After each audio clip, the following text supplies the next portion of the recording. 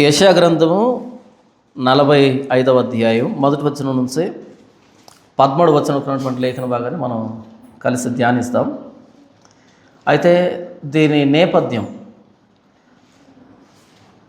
దీని పూర్వ చరిత్ర ఏంటన్నది మనం ఆలోచిస్తే, ఈ లేఖన భాగం నేరుగా 45వ అధ్యాయం మొదటి వచనం నుంచి కాకుండా 44వ అధ్యాయము 28వ వచనం నుంచి ప్రారంభమవుతుంది.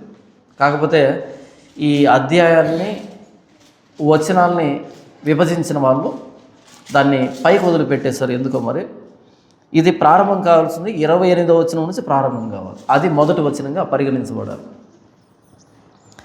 ఇంతకీ ఈ అధ్యాయం దేన్ని గూర్చి అంటే 28వ వచనం, కోరెషుతో నా మందకాపరి నా చిత్తమంతయు నెరవేర్చువాడా అని చెప్పువాడు నేనే. కోరెషు ఎవరి? కోరెషు పారసీక దేశపు రాజు, మహాచక్రవర్తి. 2000 కిలోమీటర్ల మేర ఉన్నటువంటి సామ్రాజ్యాన్ని పరిపాలించిన అత్యంత శక్తివంతమైన రాజు ఆనాటి ప్రపంచంలో. సైరస్ ది గ్రేట్ అంటారు ఆయన్ని చరిత్రలో, మహాశక్తివంతమైనటువంటి రాజు. అయితే ఈ మాట వ్రాయబడుతుంది ఎప్పుడు అంటే క్రీస్తుకు పూర్వం 700లో రాయబడుతుంది. క్రీస్తుకు పూర్వం 700లో రాయబడుతుంది. అప్పటికి కోరెషు అనే వ్యక్తి ప్రపంచానికి తెలియదు. ఆయన ఒకడు పుట్టాడని, ఆయన ఒకడు ఉన్నాడని ప్రపంచానికి తెలియదు. యూదులకి అంతకుమించి తెలియదు. ఎందుకంటే ఇది బబులోను పరిపాలిస్తున్నటువంటి కాలం, బబులోను రాజు నెబుకద్నెజరు పరిపాలిస్తున్నటువంటి కాలం. అప్పటికి ఇంకా నెబుకద్నెజరు కూడా శక్తివంతమైన రాజుగా ఎదిగి యూదుల్ని చెరబట్టుకొని వెళ్ళి వాళ్ళని పరిపాలించట్లే. అప్పటికి ఇంకా అష్షూరు పరిపాలన చేస్తూ ఉంది. అష్షూర్ అన్నది మొట్టమొదటి అత్యంత శక్తివంతమైన సామ్రాజ్యం. దాని తర్వాత దాన్ని ఓడించి వచ్చింది బబులోను సామ్రాజ్యం. దాని తర్వాత మాదీలు వస్తే, దాని తర్వాత పారసీకులు వచ్చారు. ఆ పారసీక రాజ్యంలో అత్యంత శక్తివంతుడు కోరెషు. మీకు అర్థమవుతుందా ఎంత టైం గ్యాప్, సమయం ఎంత మధ్యలో ఎక్కువ ఉందో? యెషయా గ్రంథం వ్రాయబడింది ఎప్పుడు అంటే అష్షూరు దండయాత్ర సమయంలో, అష్షూరు దండయాత్ర నీడలో రాయబడింది. అంటే అప్పటికే అష్షూరు పరిపాలిస్తుంది ప్రపంచాన్ని. దాని పరిపాలన తరువాత వచ్చింది బబులోను, దాని పరిపాలన తర్వాత వచ్చింది మాదియా, దాని పరిపాలన తర్వాత వచ్చింది పారసీక సామ్రాజ్యం. ఆ పారసీక సామ్రాజ్యంలో కోరెషు అయిన అత్యంత శక్తివంతమైనటువంటి మహాచక్రవర్తి రాజు, విశాలమైన భూభాగాన్ని పరిపాలించినటువంటి చక్రవర్తి ఆయన. అయితే ఎప్పుడు మాట్లాడుతున్నాడు? కోరెషు అని పేరు పెట్టి, కోరెషుతో నా మందకాపరి నా చిత్తం అంతయు నెరవేర్చువాడని ఎప్పుడు మాట్లాడుతున్నాడు? ఇంకా అష్షూరు సామ్రాజ్యం పతనం కాకముందే, ఇంకా బబులోను సామ్రాజ్యం అధికారంలోకి రాకముందే, ఇంకా మాదీయ సామ్రాజ్యం ప్రపంచానికి తెలియకముందే, ఇంకా పారసీక రాజ్యం ఒకటి ఉందని ప్రపంచానికి తెలియకముందే, అంత ముందుగా కోరెషుతో అని పేరు పెట్టి మరీ చెప్తున్నాడు దేవుడు. ఇది విన్నటువంటి యెషయా కానీ, ఇది విన్నటువంటి యూదులు కానీ, కోరెషు అంటే ఏంటి? అది వస్తువా? అది మనిషా? అది జంతువా? అదొక ప్రాంతమా? ఏంటి కోరెషు అంటే అని అనుమానం వస్తుందా రాదా? కోరెషుతో నా మందకాపరి నా చిత్తమంతయు నెరవేర్చువాడా, వాడా అన్నాడు కదా. కాబట్టి మనిషి పేరు ఇది. ఇంతకెవరా కోరెషు? ఆయన రాజా, లేకపోతే మంత్రా, లేదా సైనికుడా, లేకపోతే ఒక రాజకీయ నాయకుడా, ఒక సామాన్యుడా, ఒక ప్రవక్త? ఎవరు ఇంతకీ ఆ వ్యక్తి కోరెషు? ఎంత ముందుగా, ఎంత స్పష్టంగా దేవుడు ఒక మాట మాట్లాడితే ఎలాగుంటుందంటే స్పష్టంగా ఉంటుంది. అందులో గందరగోళం ఉండదు, సందిగ్ధత ఉండదు, మనం వెతుక్కోవాల్సింది ఉండదు. నేరుగా పేరు పెట్టి చెప్తాడు. ఇదే యెషయా గ్రంథం 7వ అధ్యాయం 14వ వచనంలో, ఇదిగో కన్యక గర్భవతి అయి కుమారుని కంటది. ఎవరు కుమారుని కంటారంట? కన్యక. కన్యక కంటదా? కన్యక కనగలదా? పురుషుని ప్రమేయం లేకుండా కంటుంది. ఆయన పేరు ఏంటంట? ఇమ్మానుయేలు అనే పేరు పెట్టబడుతుంది. దేవుడిచ్చే సూచనలు, ప్రవచనాలు ఇంత స్పష్టంగా ఉంటాయి. తర్వాత 8వ అధ్యాయంలో ఇంకొక ఆవిడ కంటది. ఆవిడెవరంటే ప్రవక్త అయిన యేషయా భార్య. ఇద్దరు కంటారు, ఇద్దరు కుమారులు. అయితే ఒక ఆవిడ కన్యక, ఇంకొక ఆవిడ యేషయా భార్య. కాబట్టి దేవుడు స్పష్టంగా మాట్లాడతాడు. బెత్లెహేము ఎఫ్రాతా, నువ్వు యోధా గ్రామంలో స్వల్ప గ్రామమైనను ఇశ్రాయేలును నా ప్రజలను పరిపాలించేవాడు నీలో నుంచి వస్తాడు. ఎక్కడి నుంచి వస్తాడంట? బెత్లెహేము అనే ప్రాంతంలో ఎఫ్రాతా అనే గ్రామం. మరలా స్పెసిఫిక్గా అది ఎక్కడ ఉంది? ఇంతకీ యోధాలో ఉంది బెత్లెహేం. బెత్లెహేంలో ఏముంది? మరలా ఎఫ్రాతా ఉంది. అక్కడి నుంచి ఇశ్రాయేలు జాతిని పరిపాలించే నాయకుడు వస్తాడు. స్పెసిఫిక్గా ప్రత్యేకంగా వేలు పెట్టి మరీ చెప్తాడు దేవుడు. ఇంకా కోరెషు పుట్టకముందే కోరెషుతో నా మందకాపరి నా చిత్తమంతయు నెరవేర్చువాడా. ఎవరు ఆ కోరెషు? ఎప్పుడు వస్తాడు? ఇది క్రీస్తుకు పూర్వం 700లో చెప్పబడుతున్న మాట. అయితే ఈ కోరెషు యూదులకి కనిపించడానికి, ఇక్కడ దేవుడు చెప్పినటువంటి నా చిత్తమంతా నెరవేరుస్తాడు అన్నటువంటి ఆ చిత్తాన్ని నెరవేర్చడానికి పట్టినటువంటి కాలం 539వ సంవత్సరం క్రీస్తుకు పూర్వం. ఎంత గ్యాప్ ఉంది? 700 సంవత్సరాలు దేవుడు చెప్పాడు. దాదాపు 160 సంవత్సరాల ముందు కదా, 160 సంవత్సరాల ముందు చెప్పాడు దేవుడు. అప్పటికి ఇంకా కోరెషు పుట్టలే. అది జరగడానికి 539 సంవత్సరం జరిగింది. మనం 45వ అధ్యాయంలో చదువుతున్నటువంటి మాటలు ఎప్పుడు జరిగాయి? 539లో. కోరెషుతో నా మందకాపరి నా చిత్తమంతయు నెరవేర్చువాడా అని చెప్పువాడను నేనే. ఆయన కాదు నా చిత్తాన్ని నెరవేరుస్తున్నది, నా చిత్తాన్ని నెరవేర్చాలి అని నెరవేర్చుకుంటున్నది ఆ వ్యక్తి ద్వారా నేనే. అంటే కోరెషు అనే వ్యక్తిని సర్వప్రపంచాన్ని పరిపాలించేంత స్థాయికి లేవనెత్తినవాడును నేనే. ఎందుకు ప్రభువా అంటే నా చిత్తాన్ని నెరవేర్చుకునేందుకు. ఇంతకు ఆ చిత్తం ఏంటి? యెరూషలేముతో పైన ఏమన్నాడు? కోరెషుతో అన్నాడు. కింద ఏమంటున్నాడు? యెరూషలేముతో అంటున్నాడు. అంటే కోరెషుని యెరూషలేం కోసం నియమించాడు, యెరూషలేం కోసం గొప్పవానిగా చేశాడు. యెరూషలేముతో నీవు కట్టబడదు అనియు దేవాలయమునకు పునాది వేయబడుననియు నేను చెప్పుచున్నాను. యెరూషలేముతో ఏం చెప్తున్నానంట? నీవు కట్టబడదు. అప్పటికి పడిపోలేదు కదా, నీకు పునాది వేయబడుతుంది. బాగానే ఉంది కదా, పునాది ఎందుకు వేయబడుతుంది?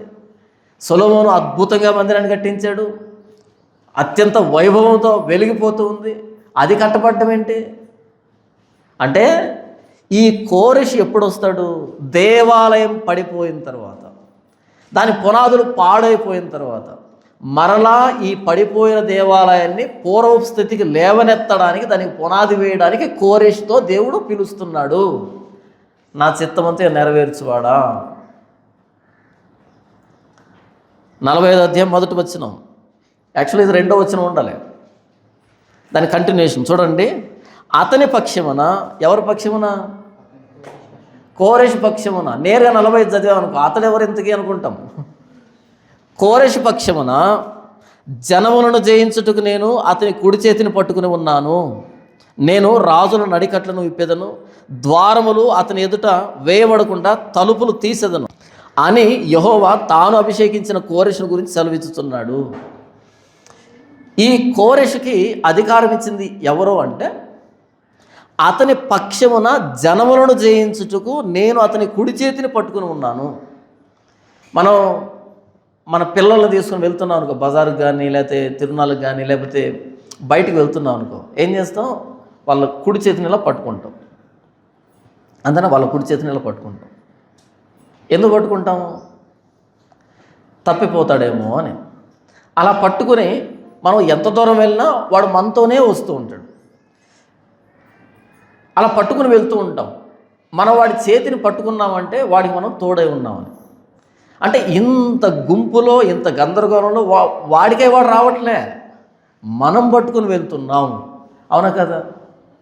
అలాగే ఆనాటి గొప్ప గొప్ప సామ్రాజ్యాలని, అష్షూరు సామ్రాజ్యం అంటే మానవ చరిత్రలో క్రూరత్వానికి పర్యాయపదం. అది క్రూరత్వానికి పర్యాయపదం అష్షూరు సామ్రాజ్యం అంటే. దానిని మట్టు పెట్టినటువంటి సామ్రాజ్యం పేరు బబులోను సామ్రాజ్యం. ఇంక వీళ్ళు ఎలా ఉంటారు? బబులోనీయులు అష్షూరుల్నే కాలగర్భంలో కలిపేశారు వాళ్ళు. మరి అలాంటి బబులోను సామ్రాజ్యాన్ని నేలమట్టం చేసినటువంటి వ్యక్తి కోరెషు. ఇదంతా కోరెషు శక్తి సామర్థ్యాలతోనే జరిగిందా అంటే కాదు.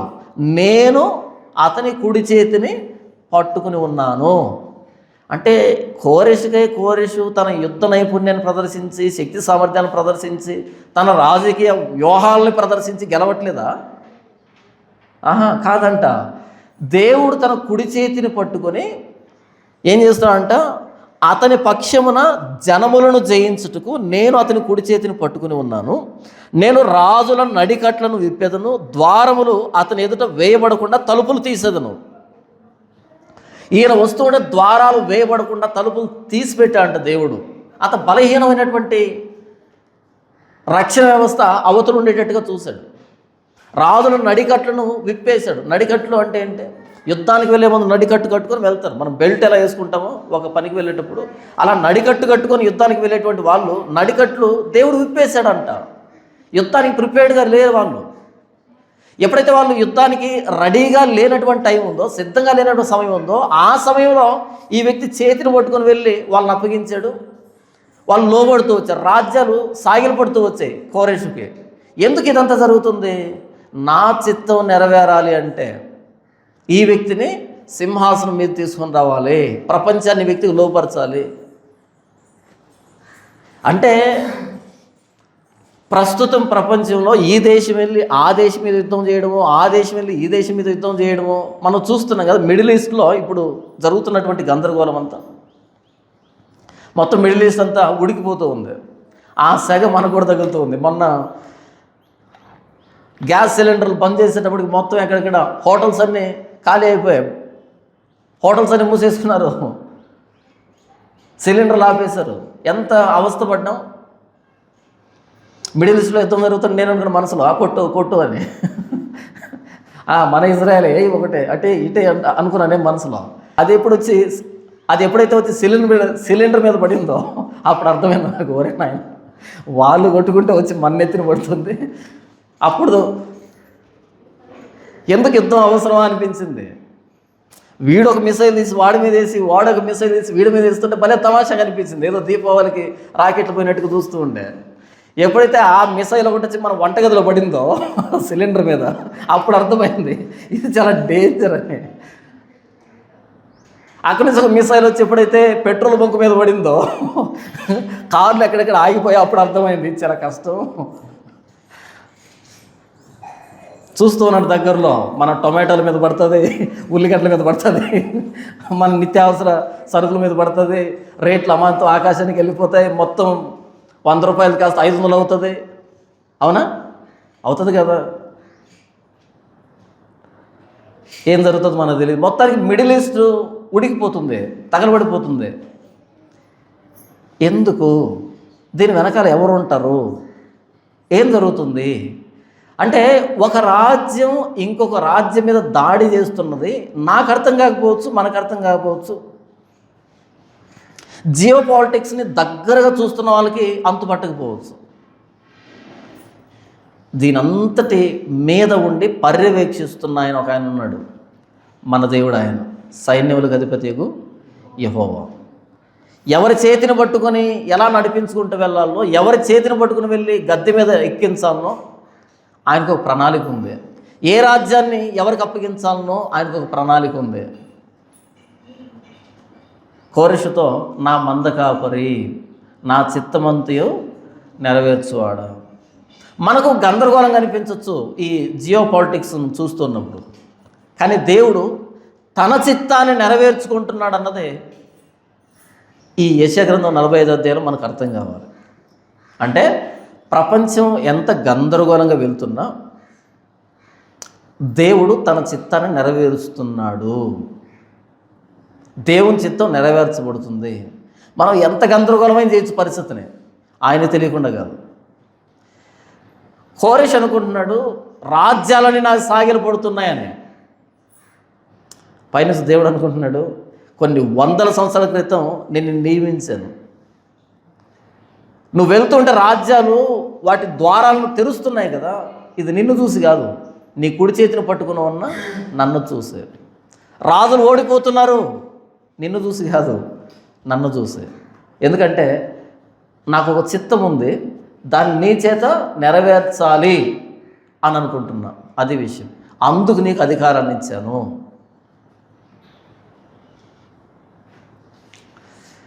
దేవుడు ఎవరినైనా వాడుకుంటాడు. అబ్బో దేవుడు నన్ను వాడుకుంటున్నాడని 2 కొమ్ములు వచ్చాయి మనకి కష్టం. ఎవరినైనా వాడుకుంటాడు. దేనికోసం అని? తన చిత్తం కోసం. చివరికి గాడిదను కూడా వాడుకున్నాడు ఆయన. వాడుకున్నాడా? ఇప్పుడు గాడిద కాళ్ళ దగ్గర వేసింది అనుకో, బాగుంటుందా? ఎవరినైనా వాడుకుంటాడు ఆయన.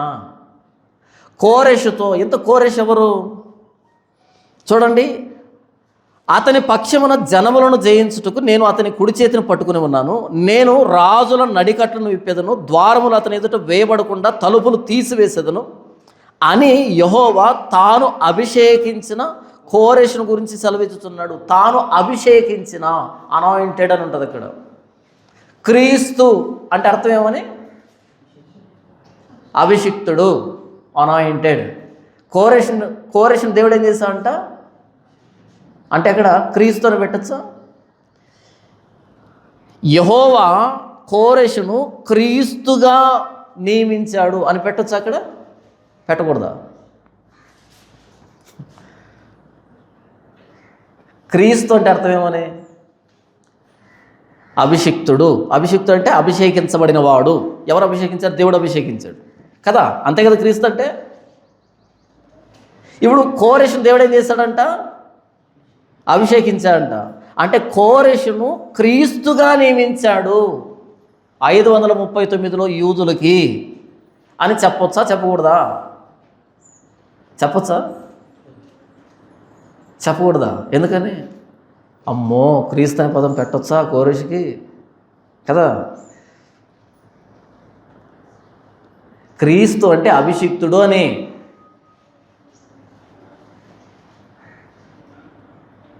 క్రీస్తు అంటే రాజు అని. యూదులకు రాజుని క్రీస్తు అంటారు. క్రీస్తు అనేది యేసుప్రభు పేరు కాదు, యేసుప్రభు టైటిల్ అది, ఆయన పని అది. మెస్సియా అన్న, క్రీస్తు అన్న, అభిషిక్తుడు అన్న అన్నీ ఒకటే. 539లో క్రీస్తుకు పూర్వం చెరలో ఉన్న యూదుల్ని బయటికి తీసుకుని రావడానికి, పడిపోయిన దేవాలయాన్ని కట్టించడానికి క్రీస్తుగా నియమించాడు యూదులకి దేవుడు కోరెషుని. అనొచ్చా ఇప్పుడు క్రీస్తు అని? క్రీస్తు అంటే రాజు అని, అభిషిక్తుడు అని అర్థం. అయితే ప్రభువైన యేసుక్రీస్తు ఎవరు ఇంతకీ? ఆయన మనల్ని పారసీక దేశం నుంచి బయటికి తీసుకొని రాలే. ఎక్కడి నుంచి తీసుకొచ్చాడు? పాప బంధకాల నుంచి బయటికి తీసుకొచ్చాడు. ఇక్కడ కోరెషు బబులోను సామ్రాజ్యాన్ని నేలమట్టం చేసి వాళ్ళని విడిపించాడు. యేసు ప్రభు తన్ను తాను సిలువ మీద బలిగా అర్పించుకొని మనల్ని రిలీజ్ చేశాడు. ఆ క్రీస్తు బబులోను సామ్రాజ్యాన్ని ఓడించడానికి, ఈ క్రీస్తు అపవాది సామ్రాజ్యాన్ని ఓడించడానికి. తేడా అర్థమవుతుందా? ఆ క్రీస్తు రాజ్యాన్ని జయించడానికి, ఈ క్రీస్తు పాపాన్ని జయించడానికి, మరణాన్ని జయించడానికి, దేవుని ఉగ్రత నుంచి మనల్ని విడిపించడానికి. ఎందుకెంత నొక్కి ఒక్కానిస్తున్నానంటే క్రీస్తు అనగానే అమ్మో ఈ క్రీస్తుని పట్టుకెళ్ళి అక్కడ చెప్తాడేంటని. అందుకే అభిషేకించబడిన వాడు, అభిషిక్తుడు, క్రీస్తు, మెస్సియా ఇవన్నీ ఒకటే. అయితే 539లో క్రీస్తు దేనికి? యూదులను విడిపించడానికి కోరెషు. నేను చెప్పట్లేదు, ఇది దేవుడే చెప్తున్నాడు. ఏమని? అని యెహోవా తాను అభిషేకించిన కోరెషును గురించి సెలవిస్తున్నాడు. ఆయన అభిషేకించాడంట. ఎలాగైతే ప్రభు అయిన యేసుక్రీస్తుని అభిషేకించాడో కోరెషును అభిషేకించాడంట. ఎందుకని? రాజ్యాలను గెలవడానికి. 2వ వచనం, నేను నీకు ముందుగా పోవచ్చు. ఎవరికి ముందుగా పోవచ్చు? కోరెషుకి. దావీదు ఫిలిస్తీన్తో యుద్ధానికి వెళ్ళాలనుకున్నాడు. దేవుని దగ్గరకు వచ్చి మొరపెట్టాడు, ప్రభువా నేను యుద్ధానికి వెళ్ళాలనా అని. దేవుడు ఏమన్నాడు? వెళ్ళు. అయితే ఎప్పుడు వెళ్తావు? ఆ కంబలి చెట్లు కొనలు కదులుతాయి, ఆ కదిలిన తరువాత వెళ్ళు అని అంటాడు. ఈయనకు అర్థం కాలే, కంబలి చెట్లు కొనలు ఎందుకు కదులుతాయని. మొత్తానికి కదిలే వెనకాలని వెళ్ళాడు. అక్కడ వెళ్ళి చూస్తే మొత్తం శవాలై పడుకో అన్నారు. ఏం జరిగిందంట? యెహోవా సైన్యం ముందు వెళ్ళి వారిని చంపబడేసింది. అది కంబలి చెట్ల కొనలు ఎందుకు కదిలే? యెహోవా సైన్యాలు వెళ్ళే. తర్వాత వెళ్ళాడు ఈయన ఏం చేయడానికి? మనమే చంపింది అంతా మన ప్రాపర్టీనే.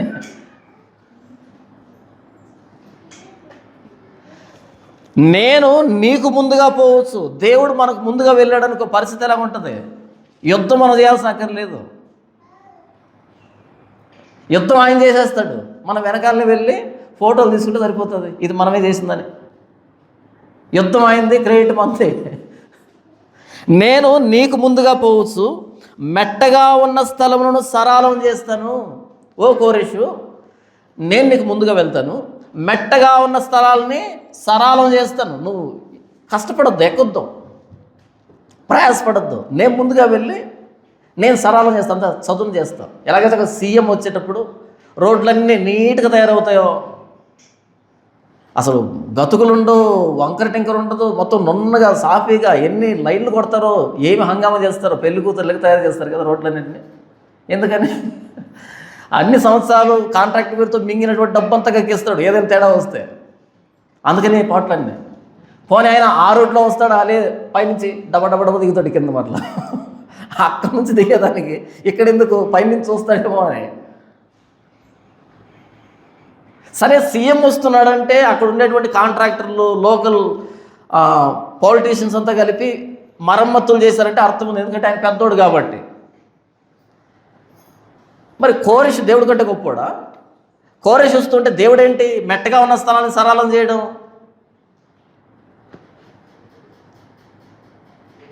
దేవుడు మనల్ని అభిషేకించాడు అంటే, ఏర్పాటు చేస్తున్నాడు అంటే, మనం ముందుగా ఉన్న మెట్టలు సరళం అవుతాయి, వంకర త్రోవలు తిన్నగా మారిపోతాయి, కరుకు మార్గాలు నున్నగా మారిపోతాయి, ప్రతి లోయ పూడ్చబడుతుంది, ప్రతి కొండ సరళం చేయబడుతుంది.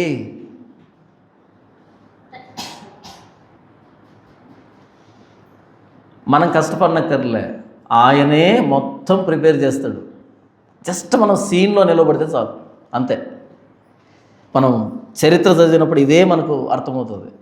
ఆయన లేడనుకో సీన్లో, మనం ఎంత ప్రయాసపడినా అర్థం కాదు, అది జరగదు. ఓ పర్వతమా, జెరుబ్బాబెలును అడ్డగించడానికి నీవు ఏ పాటి దానవో అని అంటాడు భక్తుడు.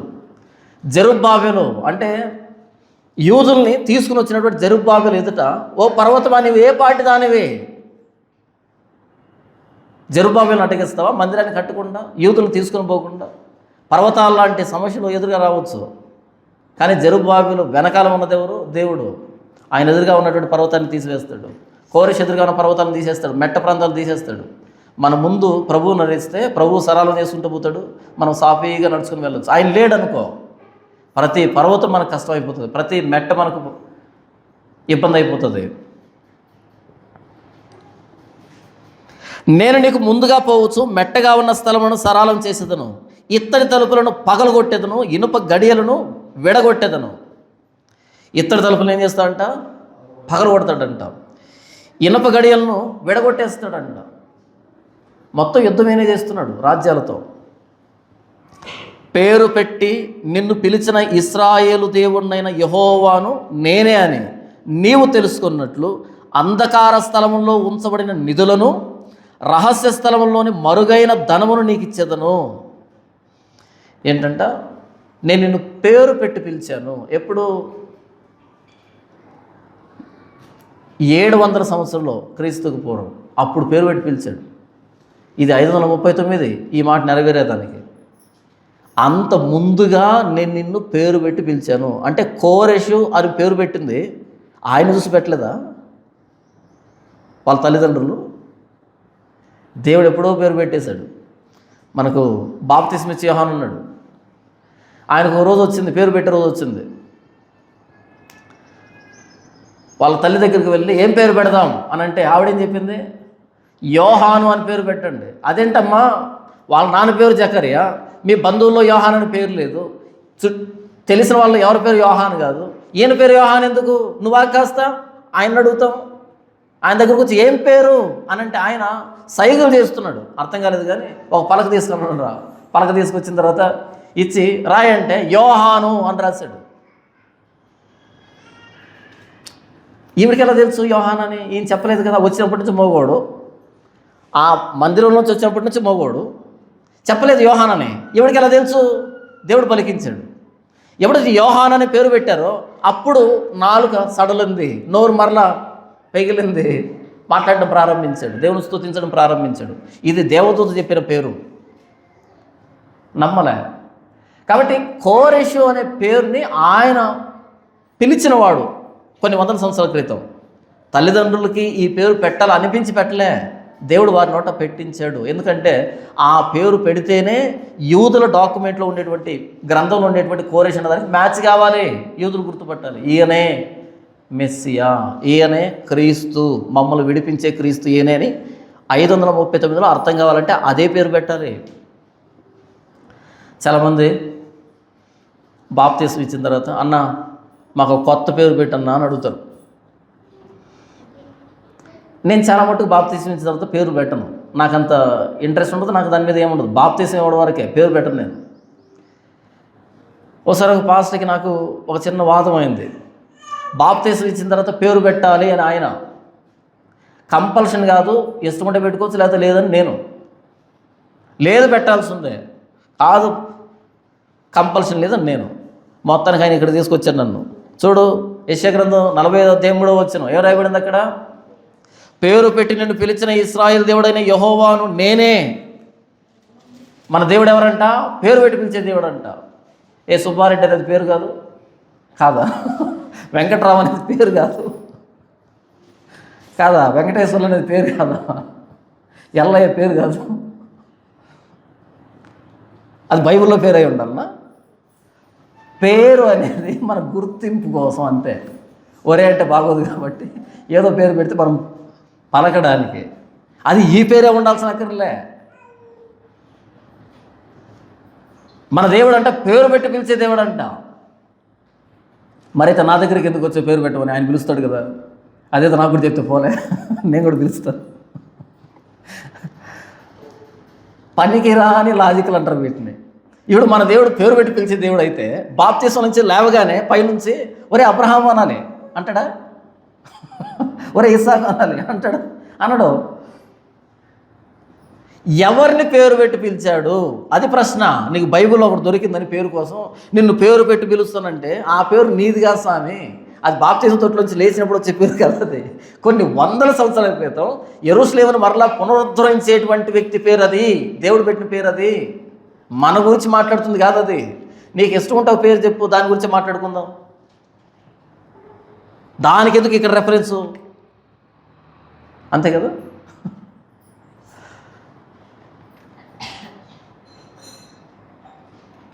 పేరు పెట్టి నిన్ను పిలిచిన ఇశ్రాయేలు దేవుడైన యెహోవాను నేనే అని నువ్వు తెలుసుకున్నట్లు అంధకార స్థలముల్లో ఉంచబడిన నిధులు. నిధులు అంటే ఏంటి? బంగారు, వజ్రాలు, ముత్యాలు, రత్నాలు, ఈ ఖజానా ఉంటుంది చూసావా, ఎక్కడుందంట అది? అంధకార స్థలం. ఎక్కడో అండర్ గ్రౌండ్లో దాచిపెట్టుకున్నారంట రాజ్యాలు, చీకటి గదుల్లో దాచిపెట్టేస్తున్నారు ఈ సంపద అంతటిని. ఆ అంధకార స్థలాల్లో ఉండే నిధులను తీసి నీకు ఇస్తాను నేను. రాజ్యాలు దాచిపెట్టుకున్నటువంటి సంపదని, ఆ ట్రెజర్, ఆ ఖజానాని నీ కోసం తెరుస్తాను నేను. ఇలా బయటికి కనపడుతూ ఉండదు. అది ఎక్కడో అండర్ గ్రౌండ్లో అతి కొద్ది మందికి, విశ్వసనీయమైన వ్యక్తులకు మాత్రమే తెలుసు దాని ఆచూకీ. ఎక్కడో ఉంటుంది గదిలో, చీకట్లో. అంధకార స్థలములో ఉంచబడిన నిధులను, రహస్య స్థలముల్లోని మరుగైన ధనము నీకు ఇస్తాను. ఇంకా మరుగైనటువంటి ధనాన్ని నీకు ఇస్తాను. ఎందుకు ఇస్తాను? అదంతా నువ్వు యూదులకు ఇవ్వాలి కాబట్టి. ఆ మందిరం కన్స్ట్రక్షన్కి వాడబడాలి కాబట్టి అందుకు ఇస్తాను. 4వ వచనం, నా సేవకుడైన యాకోబు నిమిత్తము, నేను ఏర్పరచుకున్న ఇశ్రాయేలు నిమిత్తము నేను నీకు పేరు పెట్టి నిన్ను పిలిచితిని. ఎందుకంటే ఇదంతా చేసిన ఆయన నా సేవకుడైన యాకోబు నిమిత్తం, నేను ఏర్పరచుకున్న ఇశ్రాయేలు నిమిత్తం నేను నీకు పేరు పెట్టి నిన్ను పిలిచితిని. ఇదంతా చేస్తున్నది నా సేవకుడైన యాకోబు కోసం. కానీ ఇశ్రాయేలుకి ఈ మొక్కే తెలియదు పాపం, చెరలో ఉండిపోయారు. మా కోసం అక్కడ ఒక ఆయన రాజ్యాలతో పోరాడి రాజ్యాలను కైవసం చేసుకుంటున్నాడు. ఒక్కో రాజ్యాన్ని కూడగట్టుకుంటూ బలాన్ని పొందుకుంటున్నాడు. ఇదంతా మా కోసమేం తెలియదు వీళ్ళకి. మాదే సామ్రాజ్యం, దాని పక్కనే పారసీక సామ్రాజ్యం, చిన్న ప్రాంతాలు అవి. ఇటు మాదే రాజు, ఇటు పారసీక రాజు ఇద్దరు కలుసుకొని ఫ్రెండ్షిప్ చేసి మన ఇద్దరం ఒక్కటిగా ఉండి పోరాటం చేద్దామని వాళ్ళిద్దరు మాట్లాడుకుంటూ ఉన్నప్పుడు, వాళ్ళిద్దరు వెళ్ళి పక్క రాజ్యం మీద పడి దాన్ని స్వాధీనం చేస్తున్నప్పుడు, వాళ్ళు వెళ్ళి ఇంకొక రాజ్యాన్ని ఇలా విస్తరిస్తూ ఉన్నప్పుడు ఈ చెరలో ఉన్న యూదులకు అర్థం కావట్లే. ఇదంతా మా కోసమే జరుగుతుంది తెలియట్లే వాళ్ళకి. వాళ్ళు వచ్చి బబులోను రాజు మీద యుద్ధాన్ని ప్రకటిస్తున్నప్పుడు, అమ్మో వాడెంత క్రూరుడో, వాడేం చేస్తాడో, ఇప్పటికే చచ్చిపోతున్నాం అని భయపడుతున్నారు తప్ప ఇదంతా దేవుడు నడిపిస్తున్నాడని తెలియదు వీళ్ళకి. నా సేవకుడైన ఇశ్రాయేలు నిమిత్తం, నేను ఏర్పరచుకున్న యాకోబు నిమిత్తం ఇదంతా చేస్తున్నా, పేరు పెట్టి పిలిచాను. రాజకీయాలు ఎంత గందరగోళంగా మారినా, ప్రపంచ పరిస్థితులు ఎంత గందరగోళంగా మారినా, మొత్తం 3వ ప్రపంచ యుద్ధం కాదు 300వ ప్రపంచ యుద్ధం వచ్చినా సరే, మనల్ని ఇప్పుడు మాట్లాడుకుంటాడు 3వ ప్రపంచ యుద్ధం వస్తుంది, 3వ ప్రపంచ యుద్ధం వస్తుంది, 3 కాదు 300వ ప్రపంచ యుద్ధం వచ్చినా సరే మన ఏర్పాటు మనకు ఉంటుంది, మన ప్రణాళిక మనకు ఉంటుంది. దేవుడికి తెలీదా? నా కుడివైపు 10,000 మంది పడినను, ఎడమవైపు 1000 మంది పడినను ఏ అపాయం నా దగ్గరికి రాదని భక్తుడు ఎందుకు అన్నాడు? అంత గందరగోళంలో కూడా నా తలని దేవుడు కాపాడుతాడని అర్థం. బైబిల్ చెప్పినటువంటి భరోసా. మనకి ఇవన్నీ తెలియదు. మన వాళ్ళు మాట్లాడుతూ ఉంటారు ఏమని, ఆ రాజకీయ పార్టీ వస్తే క్రైస్తవులకు ముప్పు అంటాం, ఈ రాజకీయ పార్టీ వస్తే క్రైస్తవులకు ముప్పు అంటాం. ఎందుకు ఇదంతా, ఈ చెత్త వాగుడంతా ఎందుకు మనకి? నీకుండేది లింగు అని ఒక్క ఓటు, అది వేస్తే ప్రపంచాలు ఇలా మారుతాయా చెప్పు? ఎందుకు అంత పెద్ద దీర్ఘాలు తీసి మాట్లాడినా? రాష్ట్రపతిగా నీ ఓటుకి అంత పెద్ద ప్రాముఖ్యత ఉండడానికి? లేదంటే క్రైస్తవులు అంతా ఒక్కటై మనం అందరం కలిపి ఒక ఎమ్మెల్యేని, ఒక ఎంపీని ఎక్కడ పంపించాలంట? నేను ఒక్కటేనండి నంబరు, అక్కడ ఆగి సచ్చావా? నీ బుర్ర అంతమించి పోలేదా? మొత్తం సీట్లన్నీ మనవే, నువ్వు ఒక్కడి కోసం చస్తున్నావు, మొత్తం అంతా మనోళ్ళే. రాజు హృదయం యెహోవా చేతిలో నీటి కాలువల వలె ఉన్నది. నరేంద్ర మోడీ హృదయం ఎవరి చేతిలో ఉందనుకుంటున్నారు? ఇంతకీ ఎవరి చేతిలో ఉంది? నిజంగా చెప్పండి, మనసులో మాట చెప్పండి. నరేంద్ర మోడీ హృదయం ఎవరి చేతిలో, ఎవరి ఆధీనంలో ఉంది? మన యెహోవా చేతిలోనేనా? నమ్ముతున్నారా? నమ్మకపోతే ఈ సామెతల గ్రంథాన్ని అలా పరా చింపి పక్కన పడేసాడు. ఊరుకో, నిద్ర లేస్తే ఇంకో దేవుడు జై అంటుంటాడు, వస్త్రాలు కూడా అన్నీ కాషాయ రంగు వేసుకుంటాడు, అంతేనా? ఏ రంగు బట్టలు వేసుకుంటే నీకేమి, ఎవరికి జై కొడితే నీకేమి? రాజు హృదయం యెహోవా చేతిలో నీటి కాలువల వలె ఉన్నది. దేవుడు తన చిత్తవృత్తి చొప్పున దాన్ని తిప్పుతాడు. ఎలా తిప్పాలో అలా తిప్పాలో, ఏ చెట్టుకి ఎన్ని నీళ్ళు పోవాలో తిప్పేది ఎవరు? ఆయన. నీకెందుకు? లేదు ప్రభా, మేము ఒక్క ఎంపీని ఒక్క ఎమ్మెల్యేని. అది ఒక సామెత ఉంది, నది నిండా నీళ్లు పారుతున్నా సరే కుక్క నాలుగుతోనే గతుకుతుందంట. నది నిండా నీళ్లు పోతున్నా సరే కుక్క నీళ్ళు ఎలా తాగుతుంది? అలా నోరు పెట్టి అలా ధారాళంగా తాగుతుందా? తాగదు, నాలుగుతో గతుకుతుంది. దాని బతుకే అంత. ఏంటి ఒక్క ఎమ్మెల్యే ఒక్క ఎంపీనా? సిగ్గులేదా మాట చెప్పడానికి? మొత్తం ఎమ్మెల్యే సీట్లన్నీ మనవే, మొత్తం ఎంపీ సీట్లన్నీ మనవే. మనకు అవసరమైతే అందరినీ ఇటు తిప్పుతాడు, అటు తిప్పుతాడు, ఎటైనా తిప్పుతాడు. ఇది బైబిల్ చెప్పిన మాట. నా సేవకుడైన ఇశ్రాయేలు నిమిత్తం నీ కుడి చేతిని పట్టుకుంది, రాజుల నడికట్లను విప్పింది, ఇత్తడి గడియలను పగలగొట్టింది, ఇనప గడియలను పగలగొట్టింది, అంధకార స్థలంలో ఉన్న మరుగైన నిధుల్ని, బంగారాన్ని, ఆస్తిని నీకు ఇచ్చింది నా సేవకుడు కోసం అని దేవుడు ఇంత స్పష్టంగా ప్రపంచ చరిత్రను నడిపించిన దేవుడు చెప్తుంటే, అంత ప్రపంచ పటంలో అంత భారతదేశంలో ఎంత ఏపీలో మరణ అంత జిల్లా, నీ బతుకెంత? ప్రపంచ చరిత్రలు మారిపోయాయి. ఆ రోజు 2000 కిలోమీటర్ల పరిధిలో ఉన్న విశాల భూభాగాన్ని పరిపాలించిన కోరెషు గురించి మాట్లాడుతున్నాడు ఇక్కడ ప్రవక్త యెషయా. ఆంధ్రప్రదేశ్ 2000 కిలోమీటర్లు ఉందా? ఆ చిత్తూరు నుంచి ఆ శ్రీకాకుళం వెళ్తే 800 కిలోమీటర్లు అంతే. ఏది పొడవు నేను మాట్లాడుతుంది, వెడల్పు కాదు. చిత్తూరు ఆ మూల దగ్గర నుంచి బయలుదేరితే ఆ శ్రీకాకుళం మూలకి వెళ్ళేటప్పుడు 800 కిలోమీటర్లు అంతే, అంత మించి లేదు. 800, 850 పొడవు, వెడల్పు అంత ఉంటుంది.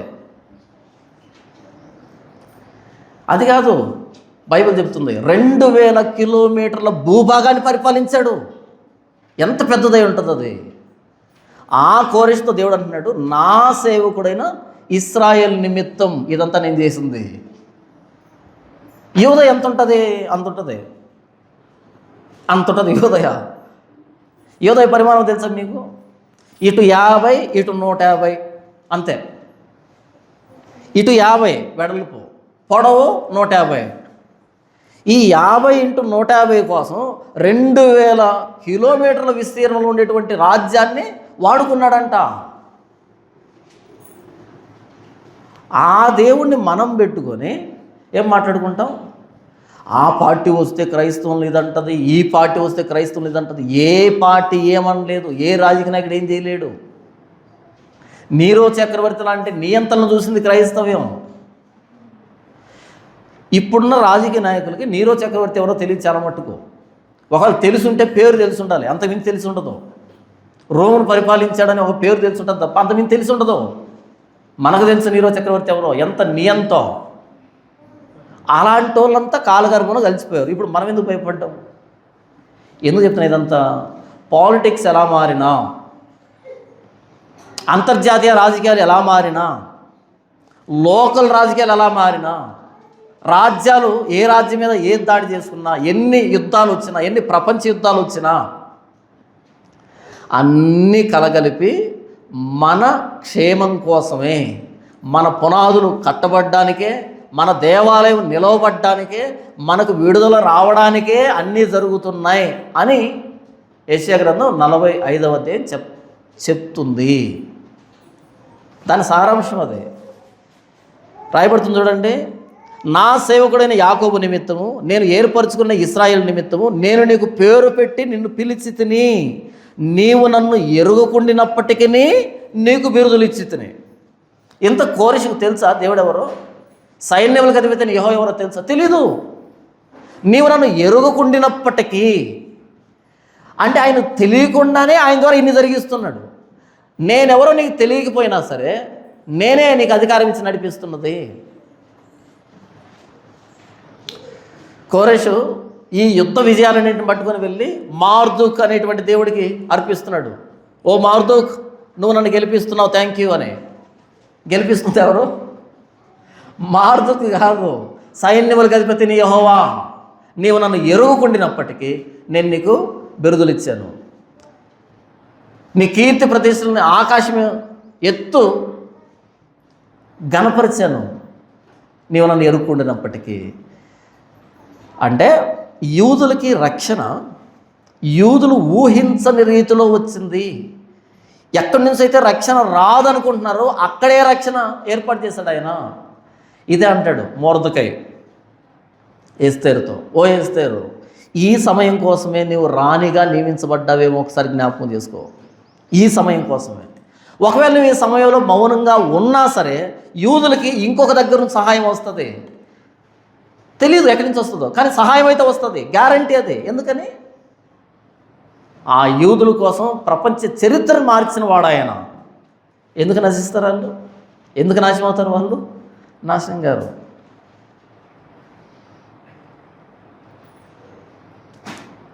చూడండి, ఇదే 44వ అధ్యాయం 21వ వచనం. యాకోబు, ఇశ్రాయేలు, వీటిని జ్ఞాపకం చేసుకున్నాము. నీవు నా సేవకుడువు, నేను నిన్ను నిర్మించుతునే. ఇశ్రాయేలు, నీవు నాకు సేవకుడు అయి ఉన్నావు, నేను నిన్ను మరిచిపోజాలను. ఎన్ని పాపాలు చేసినా నేను శిక్షిస్తాను, దండిస్తాను, కానీ నిన్ను మరిచిపోజాలను. ఎక్స్పెక్ట్ చేయనటువంటి వ్యక్తుల దగ్గర నుంచి సహాయం, కోరెషు దగ్గర నుంచి సహాయం. నీవు నన్ను ఎరుగుకుండినప్పటికీ నీకు బిరుదులు ఇచ్చితిని. ఇప్పుడు 5వ వచనం చూడండి. నేను యెహోవాను, మరి ఏ దేవుణ్ణు లేడు, నేను తప్ప ఏ దేవుణ్ణు లేడు. తూర్పు దిక్కు నుండి పడమటి దిక్కు వరకు నేను తప్ప ఏ దేవుడును లేడని జనులు తెలుసుకున్నట్లు నీవు నన్ను ఎరుగుకుండినప్పటికీ నిన్ను సిద్ధపరిచితిని. యెహోవాను నేనే, నేను తప్ప మరి ఏ దేవుణ్ణు లేడు. ఎందుకు మాట మాట్లాడుతున్నాడు ఆయన? ఈ కోరెషు అనేటువంటి ఆయన మాటి మాటికి వచ్చి మార్దోక్కి సమర్పిస్తున్నాడు. మార్దోక్, నీవు నాకు విజయాలను ఇచ్చావని. అప్పుడు యూదులు కోరెషు చూసి ఏమనుకుంటారు? ఓహో, కోరెషుకి విజయాన్ని ఇస్తున్నది మార్దోక్ అనేటువంటి తన దేవుడు కాదు. కొన్ని వందల సంవత్సరాల క్రితమే లేఖనాల్లో నేను రాయించాను అంటే నేను విజయాన్ని ఇస్తున్నది, కానీ కోరెషుకి అది తెలియదు. అంటే మీకు తెలియని వ్యక్తుల ద్వారా కూడా మీకోసమే ఆ వ్యక్తి పనిచేసేటట్టుగా నేను ఏర్పాటు చేశాను అంటే మీ పక్షాన్ని నేను ఎంత కార్యం చేస్తున్నానో అర్థమవుతుందా? మిమ్మల్ని నేను ఎంత ప్రేమిస్తున్నానో అర్థమవుతుందా అని అడుగుతున్నాడు దేవుడు. నేను యెహోవాను, మరి ఏ దేవుడు లేడు, నేను తప్ప ఏ దేవుడు లేడు. చాలామందికి ఇక్కడే సమస్య ప్రారంభమవుతుంది. మీరు ఏమైనా చెప్పండి, మేము వింటాం. యేసు ప్రభు కూడా మంచి దేవుడే. ఏ దేవుడు అంట? అంటే చాలామంది మంచి దేవుళ్ళు ఉన్నారు, చాలామంది మంచి దేవుళ్ళు ఉన్నారు.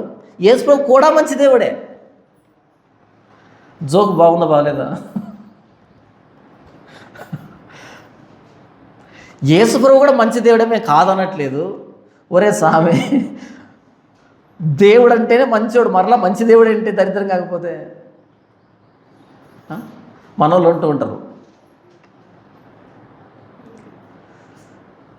ఆ పేపర్ కాగితం ఒకసారి తీసుకురా అని. ఏం తేవాలంట? ఆ పేపర్ కాగితం ఒకసారి తీసుకురావాలంట. ఎంత పేపర్ అంటే ఏంటి, కాగితం అంటే ఏంటి? అవి రెండు వేరు వేరు వస్తువులా? అంత దరిద్రంగా ఉంటుంది ఇది కూడా. పేపర్ కాగితం ఉండదు, ఉంటే పేపర్ అయినా ఉంటుంది, కాగితం అయినా ఉంటుంది.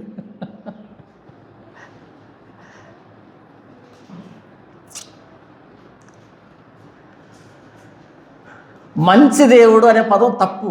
దేవుడు, దేవుడు అంటేనే మంచోడు. మళ్ళీ మంచి దేవుడు ఏంటి అంటే చెడ్డ దేవులు కూడా ఉంటారా? చెడ్డ దేవులు ఉన్నప్పుడే మంచి దేవుడు అనే పదం వస్తుంది. చెడ్డ అన్నప్పుడు దేవుడు కదా ఆయన, కాబట్టి రెండు క్యాన్సల్. మంచి దేవుడు ఏంటి? దేవుడు. యేసు ప్రభు కూడా మంచి దేవుడు అంట. అంటే చాలామంది మంచి దేవులు ఉన్నారు, చాలామంది చెడ్డ దేవులు ఉన్నారు, అందులో యేసు ప్రభు కూడా మంచి దేవుడు అంట. కాకపోతే సమస్య ఎక్కడంటే యేసు ప్రభువే అంటే కష్టం. యేసు ప్రభు ఒక్కడే అంటారేంటి? అక్కడ చాలా ఇబ్బంది అనిపిస్తుంది. పిడిబాగు తీసుకొని గుండెలో పొడిచినట్టు అనిపిస్తుంది. యేసు ప్రభు ఒక్కడే అంటారేంటి మరి?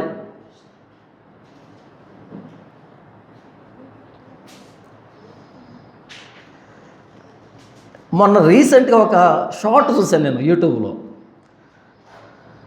ఒక ఇంటర్వ్యూర్ కూర్చో ఇంటర్వ్యూ చేశాను కూర్చో అంటాడు. ఒకడు కూర్చున్నాడు సీట్లో కూర్చొని అతి తెలివి ప్రదర్శిస్తాడు. అతి తెలివి ఏంటంటే, సార్ మీరు ఏ ప్రశ్న అడిగినా నేను 4 సమాధానాలు చెప్తాను దానికి. ఎన్ని చెప్తాడంట? ఏ ప్రశ్న అడిగినా ఎన్ని సమాధానం చెప్తాడంట? 4 సమాధానం చెప్తాను సార్ అంటాడు. అప్పుడు వాడు అంటాడు ప్రశ్న ఏమంటుంది తెలుసా, మీ నాన్న పేరు ఏంటి అని. ఇప్పుడు చెప్పండి, ఎన్ని పేరు చెప్పాలి వీడు? చెప్తాడా? నిజమే, ఏదడిగినా 4 చెప్పొచ్చేమో. మీ నాన్న పేరు ఏంటంటే ఒక్కటే చెప్పాలి. 4 చెప్తే ఎలా ఉంటుంది? పరమ చండాలంగా, దరిద్రంగా, అసహ్యంగా ఉంటుంది. అవునా కదా? మరి నాన్న పేరు అడిగినప్పుడు 4 పేర్లు చెప్తే దరిద్రంగా ఉంటే, మరి దేవుళ్ళు ఎంతమంది అంటే ఎంతమంది ఉంటారు దేవుళ్ళు? ఒక్కడే. ఆ ఒక్కడు ఎవరో అన్నది ఆలోచించుకో, పరిశీలించుకో. అంతే తప్ప అంటే మా దేవుళ్ళు కాదా అంటే నువ్వు కూడా కొంతమంది తయారు చేసుకున్నావా? అలా ఏముండదు. దేవుడు ఒక్కడే. అదే చెప్తున్నాడు ఆయన, నేను యెహోవాను, మరి ఏ దేవుడు లేడు, నేను తప్ప ఏ దేవుడు లేడు. ఎరా మా దేవుళ్ళు కాదా? యేసుప్రభువే దేవుడా? అప్పుడు మన సమాధానం ఏంటి? అబ్బాయి మేము అలా అనలేదన్నా, మేము అన్నది ఆ ఉద్దేశం కాదన్నా. అంతే కదా? మన వాళ్ళు ఇలాగే చెప్తారు సమాధానం. అంటే మేము ఆ ఉద్దేశం అనలే, మేము ఏం చెప్తున్నామంటే వాళ్ళు కరెక్ట్గానే అడిగారు. నీకు చెప్పే ధైర్యం లేకపోతే ఇంట్లో కూర్చో. బైబిల్లో స్పష్టంగా దేవుడు చెప్పాడు, నేను తప్ప ఏ దేవుడు లేడని దేవుడే చెప్పాడు. మళ్ళీ ఆ ఉద్దేశం కాదు ఈ ఉద్దేశం కాదు ఏంటి? అవును, ప్రభువైన యేసుక్రీస్తు వారే దేవుడని బైబిల్లో రాయబడింది. నేను దాన్ని నమ్ముతున్నాను, నీకు ప్రకటిస్తున్నాను. నమ్మితే నమ్ము, లేకపోతే పో. మార్చొద్దు. మా ఉద్దేశం అది కాదు, మేము అలా అంటున్నాం, మేము ఎలా అంటున్నాం, ఈ ఒద్దిక. ఒకవేళ చెప్పే ధైర్యం లేదనుకో, ఇంకేదైనా పని చేసుకో. ఇక్కడ ఎవరు మాట్లాడుతున్నారు? నేను యెహోవాను అంటే స్పెసిఫిక్గా చెప్తున్నాడు, నేను యెహోవాని, నేను ఇంకొక దేవుడిని కాదు, నేను యెహోవాని. మరి ఏ దేవుడు లేడు, నేను తప్ప ఏ దేవుడు లేడు. తూర్పు దిక్కు నుండి పడమటి దిక్కు వరకు మొత్తం ప్రపంచాన్నంతా చెప్తున్నాడు. ఆ తూర్పు నుంచి ఈ పడమటి దాకా, ఈ మధ్యలో మొత్తం అంతా ఉండేది. సూర్యుడు ఆ తూర్పును ఉదయిస్తాడు, ఈ పడమటిన అస్తమిస్తాడు. సూర్యుడు అక్కడ ఉదయించి ఇక్కడ అస్తమించి ఈ మధ్యలో ఉండే మొత్తం ప్రపంచం అంతట్లో నేను తప్ప ఏ దేవుడు లేడని జనులు తెలుసుకున్నట్లు నీవు నన్ను ఎరుక్కుండినప్పటికీ నిన్ను సిద్ధపరిచితిని. యెహోవాను నేనే, నేను తప్ప మరి ఏ దేవుడు లేడు. ఓ కోరేషు, సూర్యుడు ఉదయించే దగ్గర నుంచి సూర్యుడు అస్తమించేంత వరకు ఉన్న రాజ్యాలన్నింటిలో ఎవరినైనా వాడుకోగలుగుతాను నేను. ఎందుకంటే అందరికీ నేను దేవుని కాబట్టి. ఎవరినైనా వాడుకుంటాను నేను, ఎందుకంటే నేనే యెహోవాను కాబట్టి. మీకు ఒక చిన్న ఉదాహరణ చెప్తాను. ఇప్పుడు మన దేశంలో కానీ ప్రపంచ దేశాల్లో కానీ నాయకులు ఉంటారు. నాయకులు 2 రకాలు: బలహీనమైన నాయకులు, బలమైన నాయకులు. అవునా కదా? మొన్న మిడిల్ ఈస్ట్లో యుద్ధం జరిగితే మీకు తెలుసో తెలీదో చాలా మట్టుకు దేశాలు స్తంభించిపోయాయి. పెట్రోల్ లేక మొత్తం ఎక్కడెక్కడ బంద్, పెట్రోల్ లేదు, స్కూటర్ కూడా తిరగదు. అప్పుడు కరోనా వచ్చినప్పుడు లాక్డౌన్ పెట్టారు చూసారా, పోలీసులు లాఠీ పట్టుకుని తిరగదని కొట్టేవాళ్ళు. ఎందుకని? వీళ్ళ దగ్గర పెట్రోల్ ఉంది, తిరుగుతున్నారు కాబట్టి. పెట్రోల్ బంకులు బంద్ అయిపోతే పోలీసులు ఎక్కడలేక ఎక్కడ తిరగరు. అవునా? ఎక్కడెక్కడ బంద్ వాహనాలన్నీ ప్రపంచ దేశాల్లో. మన భారతదేశంలో అందరూ తిరుగుతున్నాం. మీకు అర్థమవుతుందా? మీకు న్యూస్ సరిగ్గా ఫాలో అవుతున్నారో లేదో నాకు తెలియదు, కానీ మిగతా దేశాల్లో చాలా మటుకు దేశాలు స్తంభించిపోయాయి. వాళ్ళ కరెంట్ లేదు, పెట్రోల్ లేదు, వాహనాలు తిరగట్లేదు, గ్యాస్ లేదు, ఆకులతో అలవటించిపోతున్నారు. అయితే మనం భారతదేశంలో ఏం చేస్తున్నాం? మనకు ఆ ప్రభావం పడలేదు కదా. ప్రభావం పడలే. ఇంకా ఎందుకు పడలేదు? శక్తివంతమైనటువంటి నాయకులు భారతదేశాన్ని పరిపాలిస్తున్నారు. ఇప్పుడు చెప్పండి, పెట్రోల్ హైందవులకి అవసరమా, క్రైస్తవులకు కూడా అవసరమా? మనలో అన్నమాట. పెట్రోల్ మనకు అవసరం, వాళ్ళకు కూడా అవసరమా? ఇప్పుడు క్రైస్తవులైన మనం ఇంత క్షేమంగా తిరుగుతున్నామంటే ఇప్పుడు చెప్పండి, దేవుడు మన పక్షాన లేడా? ఒకసారి మిగతా దేశాలకు వెళ్ళి తొంగి చూడండి. ఫ్లైట్లు ఎగరట్లేదు, ట్రైన్లు తిరగట్లేదు, వాహనాలు తిరగట్లేదు, హోటల్స్ లేవు, గ్యాస్ లేదు, ఆకులు తలబట్టిస్తున్నారు. ఎందుకంటే గొడవ పెట్టుకున్నారు వాళ్ళతో వెళ్ళి. అయితే ఇంత గొడవలో మనకు ఇంత ఫ్యూల్ సఫిషియెంట్గా ఉందంటే, గ్యాస్ సఫిషియెంట్గా ఉందంటే, ఎన్ని వనరులు ఉన్నాయంటే, ఇంత క్షేమంగా ఉన్నామంటే దేవుడు మన పక్షాన కార్యం జరిగించట్లేదా? జియో పాలిటిక్స్ని కంట్రోల్ చేయట్లేదా మన కోసం అని? తూర్పు దిక్కు మొదలుకొని పడమటి దిక్కు వరకు ఏ రాజ్యాన్నైనా, ఏ ప్రధానినైనా, ఎవరినైనా మన కోసం వాడుకోగలడాయన. మొన్న హైదరాబాద్ వెళ్ళాను ఇంటర్వ్యూకని. అక్కడికి వెళ్ళగానే బోర్డు పెట్టారు, నో పెట్రోల్ అని. అక్కడి నుంచి మరలా రావాలంటే 500 కిలోమీటర్లు రావాలి. అక్కడికి వెళ్ళిన తర్వాత నా కారులో ఎంత ఉంది, 200 కిలోమీటర్లకు వచ్చే ఫ్యూల్ ఉంది. ఏం చేయాలి నేను? అంతే. ఏం చేయాలో అర్థం కావట్లే. ఎక్కడికక్కడ పెట్రోల్ బంకులన్నీ క్లోజ్, వాహనాలన్నీ నిలబడిపోయాయి. 2 రోజులు పెట్రోల్ లేదు హైదరాబాద్లో. ఎలా వెళ్ళాలి? పోనీ ఉందాలే, పెట్రోల్ వచ్చింది నాకంటే. ఎప్పుడు వస్తుంది పెట్రోల్? ఎక్కడి నుంచి రావాలి పెట్రోల్? ఇరాన్ నుంచి రావాలి. అక్కడి నుంచి కార్గో షిప్ వచ్చి అక్కడ దింపి అక్కడి నుంచి ఇదంతా అయ్యే పనేనా? అంతవరకు హోటల్లో ఉండాలనుకో, నా ఆస్తి అమ్ముకోవాలి, మీ ఆస్తి అమ్ముకోవాలి, అందరూ ఆస్తులు అమ్ముకోవాలి, నాకు అక్కడ పెట్టాలి. ఏం చేయాలి నేను? కాబట్టి ఆ మిడిల్ ఈస్ట్లో జరుగుతున్న యుద్ధం, అక్కడ ఉన్నటువంటి నాయకులు, అక్కడి నుంచి వస్తున్న షిప్పులు, ఈ రాయబారం అంతా కూడా మనం ఏదో 1 లీటరో 2 లీటరో పెట్రోల్ కొడుతున్నాం కదా, దాని వెనకాల ఉంది ఇదంతానే. ఇంత నడుస్తుంది మనకు తెలియకుండా, యూదులకు తెలియకుండా. కోరెషును రేపింది ఆయనే, కోరెషుకి అధికారం ఇచ్చింది ఆయనే. యూదులకు అది అర్థం కాకపోవచ్చు. మన పక్షాన ప్రపంచ రాజకీయ పరిస్థితులు మారుతున్నాయి, అది మనకు అర్థం కాకపోవచ్చు. తూర్పు దిక్కు మొదలుకొని పడమటి దిక్కు వరకు ఉన్న ఏ రాజ్య నేతనైనా మన కోసం దేవుడు వాడుకుంటాడు. ప్రపంచంలో దేశాలు ఉన్నాయి. కొన్ని దేశాలు అటు అమెరికా వైపు, కొన్ని దేశాలు రష్యా వైపు. ఒకవేళ రష్యా గెలిచిందనుకో, రష్యాను సపోర్ట్ చేసిన వాళ్ళంతా నష్టపోతారు, వాళ్ళు ఆకలి తలమటించాలి. అమెరికా గెలిచిందనుకో, క్షమించు, రష్యా గెలిచిందనుకో, అమెరికాను సపోర్ట్ చేసే వాళ్ళంతా ఆకలి తలమటించాలి. కానీ రష్యా గెలిచినా అమెరికా గెలిచినా మనం మాత్రం లాభపడుతూనే ఉంటాం. మనకు అందరితో మంచి స్నేహం ఉంది.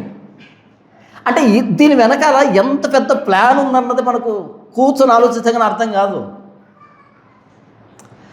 ఏ సమయానికి ఏ నాయకుడికి అధికారం ఇవ్వాలో వాడికి ఇస్తాడు దేవుడు అధికారం.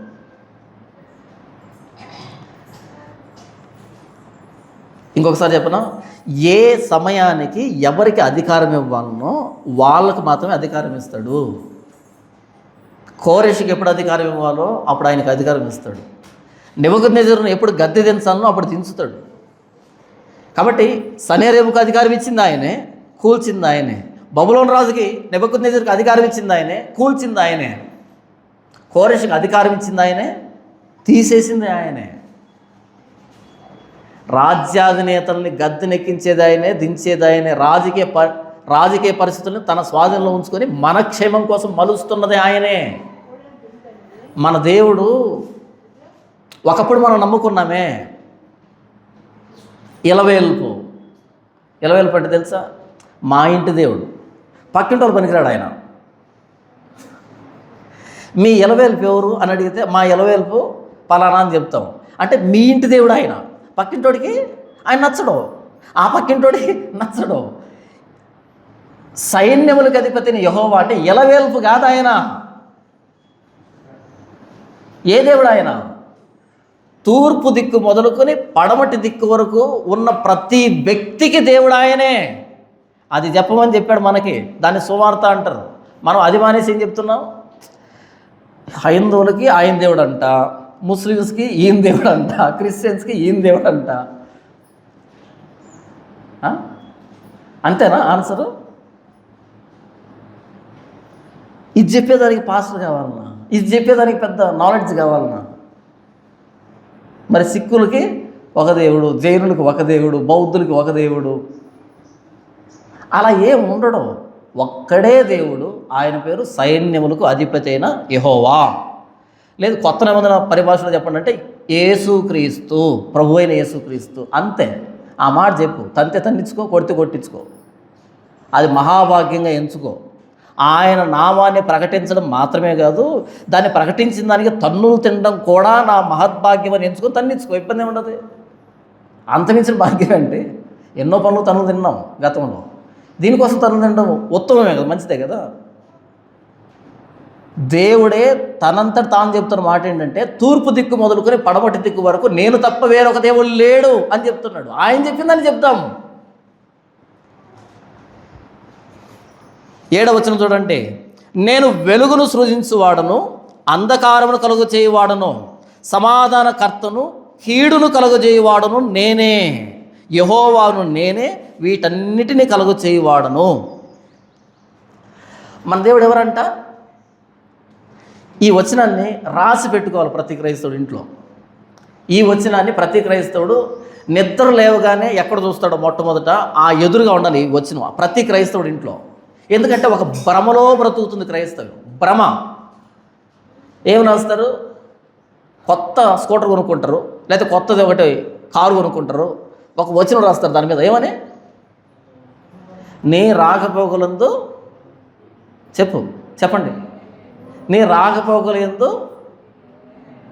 నీ దేవుడైన యెహోవా నిన్ను కాపాడుతాడు. ఒకవేళ కాపాడకపోతే? అందుకేనండి జానపద ప్రసంగాలు వినొద్దనేది. దేవుడు కాపాడ్డా? దేవుడు కాపాడ్డా చెప్పండి. క్రిస్టియన్ వాహనాలకి యాక్సిడెంట్ కాదా? అవుతుంది కదా? క్రిస్టియన్ వాహనాలకి యాక్సిడెంట్ అవుతుందా అవదా? అవుతుందా? అంటే వాహనాలు క్రిస్టియన్ వాహనాలు, ముస్లిం వాహనాలు, హిందూ వాహనాలు ఉంటాయా? ఉంటాయి చెప్పండి మనలో అనమాట. ఉండవు. మరి ఏం రాసుకుంటాం మనం? నీ రాకపోకలేందో యెహోవా నిన్ను కాపాడును. ఇంకా ట్రెండీగా, ఇంకా భక్తి ఎక్కువైతే ఇంకో క్వశ్చన్ వచ్చింది. ఏమని తెలుసా? ముందు వైపు రాస్తారు, నీ ముందటి భాగాన్ని యెహోవా కాపాడును, వెనకాల నీ వెనకటి భాగాన్ని యెహోవా కాపాడు. మరి సైడు దానికి లేదు బైబిల్లో వాక్యం. సరే, ముందు కాపాడతాడు, వెనకాల కాపాడతాడు, సైడ్ నుంచి కొడితే కొట్టచ్చు, అంతే కదా? మరి ఏం దరిద్రపు లాజిక్ లేదు. ఎవరు చెప్పారు ఇవన్నీ? అంటే దేవుడు మేలు మాత్రమే చేస్తాడు. ఏం చేస్తాడు? ఆయన చెడు చేయడు. మనల్ని ఏమంటాం? అదేనా మీ ఉద్దేశం? యేసుని నమ్ముకుంటానంట శాంతి, సమాధానము, నెమ్మది, క్షేమము, భద్రత, ఆరోగ్యము, ఐశ్వర్యము. వీటికి ఆపోజిట్ పదాలు చెప్పండి. క్షేమము ఆపోజిట్ అంటే, ఐశ్వర్యం ఆపోజిట్. ఈ ఆపోజిట్ ఇవ్వడా ఆయన? ఇవ్వడా? ఇప్పుడు చూడండి బైబిల్లో, నేను వెలుగును సృజించువాడను. వెలుగు ఆపోజిట్ ఏంటి? అంధకారమే కదా. నేను అంధకారాన్ని కలుగు చేస్తాను అంటున్నాడు ఆయన. వెలుగు చేస్తాడంట, అంధకారాన్ని చేస్తాడంట. ఏంటి? చీకటిని కూడా చేస్తాడు దేవుడు. ఇప్పుడు వెలుగు బాగుందా, చీకటి బాగుందా? వెలుగులో మనం ఎక్కడికైనా వెళ్ళొచ్చు, ఏమనేది భలే ఉంది కదా. ఇప్పుడు వెలుగు బాగుంది కదా. సాయంకాలం 6 గంటలు దాటిన తర్వాత నుంచి చీకటి కమ్ముకుంటూ ఉంటుంది. ఏం కనపడతావు, అంతా చెమ్మ చీకటి అయిపోతుంది. ఎక్కడ అడుగు పెడుతున్నావో తెలియదు, ఏముంటుందో తెలియదు. చీకట్లో ఏమొస్తాయి బయటికి? తేళ్ళు, జెర్లు, పాములు, కీటకాలు ఏంటంటో వస్తాయి. చీకటి ఎందుకు మనకి? మాకు చీకటి అంటే భలే ఇష్టం అనే చేతులు ఎత్తండి. చీకటి ఎవరికి ఇష్టం ఉండదు? మరి దేని చేశాడు ఆయన చీకటిని? దేని చేసి ఉంటాడు? నేను వెలుగును సృజించే దేవుణ్ణి, అంధకారాన్ని సృజించింది కూడా నేనే. పట్టపగలున్నట్టుగా సుఖంగా బ్రతికే పరిస్థితులను ఇస్తుంది నేనే, అంధకారంలో ఎటు పోవాలో తెలియనటువంటి గందరగోళ పరిస్థితులను ఇస్తుంది నేనే. అది దేవుడు చెప్తున్నది. ఎటు వెళ్ళాలో తెలియని పరిస్థితి, చీకటి ఉందనుకో, ఎటు వెళ్ళాలో తెలియదు, దారి తెలియదు, ఎక్కడికి వెళ్ళాలో తెలియదు, అక్కడక్కడే తిరుగుతుంటాం, ఏం కనపడదు కదా. అలా మీ జీవితాల్లో చీకటి అధ్యాయాల్ని, చీకటి పరిస్థితుల్ని, ఏ నిర్ణయం తీసుకోవాలో చేత కాదు, ఎలా స్పందించాలో చేత కాదు, గందరగోళ పరిస్థితులు ఉంటాయి, చీకటి పరిస్థితులు. ఆ చీకటిని కలుగు చేసేది కూడా నేనే. 70 సంవత్సరాలు చెరలో పెట్టింది నేనే మిమ్మల్ని. 70 సంవత్సరాల చెర జీవితం, చీకటి జీవితం, సమాధి జీవితాన్ని ఇచ్చింది నేనే. బయట స్వేచ్ఛను ప్రసాదించింది నేనే, చెరను ప్రసాదించింది నేనే, మరలా బయటకు తీసుకొచ్చేది నేనే, మరలా లోపల తీసుకొచ్చేది నేనే. నేను చేస్తున్న ఇదంతా. బబులోను రాజు మిమ్మల్ని గెలిచాడని, బబులోను రాజు దేవుడు అయినటువంటి ఆ దేవుడు మిమ్మల్ని ఇక్కడ తీసుకొచ్చాడు అనుకుంటున్నాను కాదు. ఇది ఇచ్చింది నేనే, అది ఇచ్చింది నేనే. వెలుగును సృజించేది నేనే, అంధకారాన్ని సృజించేది నేనే. మనకేం కావాలి? 24/7 ఏం కావాలి? వెలుగే కావాలి, చీకటి వద్దు మనకి. అవునా? చీకటి వద్దా? మూర్ఖురాలు మాట్లాడినట్టు మాట్లాడుతున్నావు. యెహోవా వలన మేలు అనుభవించడమేనా, కీడొద్దా? ఎవరన్నారు ఈ మాట? యోబు. గొప్పోడు, మనకంటే గొప్పోడు కదా, చాలా గొప్పోడు. ఏ పరిస్థితిలో ఉన్నాడు ఆయన? చిల్ల పెంకులతో గోకున్నాడు ఆయన బూడిదలో కూర్చొని. ఆ పరిస్థితుల్లో అన్న మాట తెలుసా? మూర్ఖురాలు మాట్లాడినట్టు మాట్లాడుతున్నావు. ఏమండి, ఈ చిల్ల పెంకులతో గోక్కుంటూ ఉంటే ఒకప్పుడు మీరు బ్రతికిన బ్రతుక్కి, మీరు తిన్న తిండికి, మీరు ఉన్న విధానానికి, మీ వైభవానికి ఇలా చచ్చిపోయినా బాగుంటుందండి. 4 రోజులు ఏడ్చి నా బాధను దిగమింగుంటా. కానీ ఇంత అవమానకరమైన స్థితిలో ఈ బూడిదలో కూర్చొని 10 మంది చూసి నవ్వుతూ ఉంటే నేను చూడలేకపోతున్నానండి. ఒక్క మాట యెహోవాను దూషిస్తే, బిడ్డలు చచ్చిపోయినట్టుగా నువ్వు కూడా చచ్చిపోతే, సరే వాళ్ళతో పాటు చచ్చిపోయావని సంతోషపడతానండి. ఒక్క మాట యెహోవాను అనండి, ఆయన చంపేస్తాడు. నాకు ఈ బాధ నేను చూడలేకపోతున్నా. ఎంతకాలం మీ పరిస్థితి ఇలా? అప్పుడు అన్నాడు, మూర్ఖురాలు మాట్లాడినట్టు మాట్లాడుతున్నావు. భార్యను మూర్ఖురాలు అనలే ఆయన, మూర్ఖురాలు అనలే ఆయన. మూర్ఖురాలు మాటలు అన్నట్టు మాట్లాడుతున్నావు. ఆవిడ మూర్ఖురాలు కాదు. బాధ బాధ. మీకు మాట చెప్తాను, మన బంధువులకి లేకపోతే మన భర్తకో భార్యకో యాక్సిడెంట్ అయింది, నుజ్జు అయిపోయింది బాడీ అంతా, ప్రాణం మాత్రం పోవట్లే. బెడ్ మీద పడుకోబెట్టున్నారు ఐసీయూలో. డాక్టర్ బయటకు వచ్చి మాట చెప్పాడు, తను బ్రతకదు, లేదా ఆ వ్యక్తి బ్రతకడు. ఆ వ్యక్తి బ్రతకడు, ప్రాణం పోవట్లేదు. ఎంతసేపు బ్రతుకుతాడో అంత నరకం అనుభవిస్తూ ఉంటాడు, బ్రతికే ఛాన్స్ లేదు. మీరు ఒక్క మాట చెప్పి ఒక్క సంతకం చేస్తే, ఒక ఇంజెక్షన్ ఇస్తాం చచ్చిపోతారు అని అంటే, మీరు సంతకం పెడతారా పెట్టరా? అవురా, నా భర్తను చంపడానికి నా దగ్గర సంతకం అడుగుతావా అని కాలర పట్టుకుంటావా? ఏం చేస్తావు? పెడతావా పెట్టవా? పెడతావా? పెట్టచ్చా? పెట్టిన తర్వాత మా ఊర్లోకి వచ్చావనుకో, ఓసే పాపిస్తుందానా, భర్తను చంపినావు కదే అంటే ఎవరు బాగుంటుందా? అనకూడదు. ఒరే పాపిస్తున్నా, భార్యను చంపావు అనకూడదు. ఎందుకని? నుజ్జు అయిపోయింది బాడీ, ఇక బ్రతకడు ఛాన్స్ లేదు. కానీ బ్రతుకున్నంతసేపు నరకం అనుభవిస్తాడు. ఒక ఇంజెక్షన్ వేస్తే వెళ్ళిపోతాడు అంతే. దాన్ని మెర్సీ కిల్లింగ్ అంటారు. ఏంటంట? మెర్సీ. మెర్సీ అంటే ఏంటంటే దయ, కరుణతో చంపడం, ప్రేమతో చంపడం. ఉందో అది ఉంది ఇంజెక్షను, దానికి ఒక సంతకం పెట్టాలి, అది అవసరం. ఇప్పుడు యోబు భార్య వచ్చి ఏమంది? మెర్సీ కిల్లింగ్ అప్లికేషన్ పెట్టుకోవడం దేవుణ్ణి. అది విషయం. అక్కడ నీ పరిస్థితి చూసి నాకు ఎలాగుందంటే, కాసేపు నువ్వు చచ్చిపోతే చనిపోయాడనే అనుకుంటాను, అటు చావకపోతివి, ఇటు బాగుపడకపోతివి. ఏంటి పరిస్థితి? ఆయన బ్రతికిన బ్రతికేంటి? ఆయన కూర్చున్న బూడిదలో కూర్చోవడం ఏంటి? చిల్లపింకలతో కొట్టుకోవడం ఏంటి? ఏంటి అసలు? భార్య తట్టుకోగలదా? తట్టుకోలేకపోయింది. ఒక్క మాట దేవుణ్ణి అంటే ఆయన నిన్ను కూడా చంపేస్తాడు. అప్పుడు యోబు అన్నాడు, మూర్ఖురాలు మాట్లాడినట్టు మాట్లాడుతున్నాను. యెహోవా వల్ల మేలు మాత్రమే అనుభవించాలన్నా కీడు అనుభవించొద్దా? ఆయన వెలుగులో నడిపించినప్పుడు వెలుగులో నడిచాం, ఆయన చీకట్లో కూర్చోబెట్టినప్పుడు చీకటిని అనుభవించొద్దా అని అన్నాడు. మన దేవుడు వెలుగును సృజించేవాడు, అంధకారాన్ని సృజించేవాడు కూడా ఆయనే. మనకి డిఫరెన్స్ ఎప్పటికీ తెలియకపోయా? మన చర్చకు వచ్చింది దేనికి? చీకటి రోజులు పోతాయని, చీకటి రోజులు పోతాయని కాదంట. దిక్కుతోచని, ఏ నిర్ణయం తీసుకోలేని, ఎటూ కదలలేని, ఏమీ ఆలోచించలేని, ఏడ్చేటువంటి రోజులు ఇచ్చేది కూడా ఆయనే. ఆ చీకటి తర్వాత ఏముంటుంది? మరలా ఏముంటుంది? చీకటి తర్వాత వెలుగు ఉంటుంది. వెలుగు తర్వాత ఏముంటుంది? చీకటే. చీకటి తర్వాత ఏముంటుంది? వెలుగు ఉంటుంది. వెలుగు తర్వాత ఏముంటుంది? చీకటే. ఏది శాశ్వతం కాదా? కాదా? ఎవరు పోలార్ రీజన్లో చూస్తున్నా సరే, ధ్రువ ప్రాంతాల్లో 6 నెలలు చీకటి, 6 నెలలు పగలు. ధ్రువ ప్రాంతాల్లో చూస్తున్నా సరే 6 నెలలు అటు 6 నెలలు ఇటు ఉంటుంది. కానీ మనం చర్చికి వచ్చి ఏ భ్రమలో బ్రతుకుతుంటాం? అసలు చీకటి రాదండి మా జీవితంలో. ఎందుకు రాదండి? మేము రోజు ఫ్యామిలీ ప్రేయర్ చేసుకుంటాం. రాదా చీకటి? రోజు ఫ్యామిలీ ప్రేయర్ చేసుకుంటారంట, కంఠత వాక్యాలు నేర్చుకున్నారంట, వ్యక్తిగతమైన ప్రార్థన ఉందంట, సువార్తకి వెళ్తారంట, చర్చిలో దశభాగం ఇస్తారంట, ఒక అబద్ధం మాట్లాడారంట, ఒక బూతు మాట్లాడారంట. అయినా చీకటి వస్తుందండి, రాసి పెట్టుకోండి.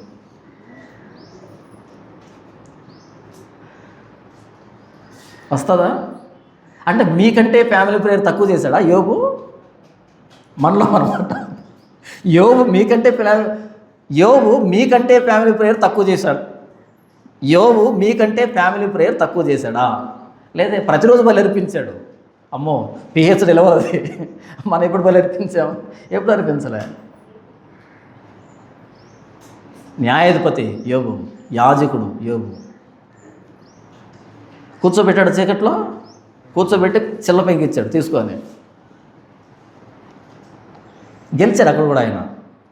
చూడండి, ప్రసంగి గ్రంథం. ప్రసంగి అంటే ఎవరు అనుకున్నారు? మహాజ్ఞాని సొలొమోను. మహాజ్ఞాని ఒక మాట చెప్తున్నాడు. 14వ వచనం 13వ వచనం చూడండి. దేవుని క్రియలను ధ్యానించుము. దేవుడు చేసే పనుల్ని కొంచెం బుర్రబెట్టి ఆలోచించు, ధ్యానించు. ధ్యానిస్తే ఏమవుతుంది? ఆయన వంకరగా చేసిన దానిని ఎవడు చక్కపరుచును? ప్రశ్న అర్థమైందా మీకు? ఆయన ఒకదాన్ని వంకరగా చేశాడు అనుకో, ఎవడు దాన్ని చక్కపరుస్తాడు? ఆయన ఒకదాన్ని చక్కగా చేశాడు అనుకో, ఎవడు దాన్ని వంకర పరుస్తాడు?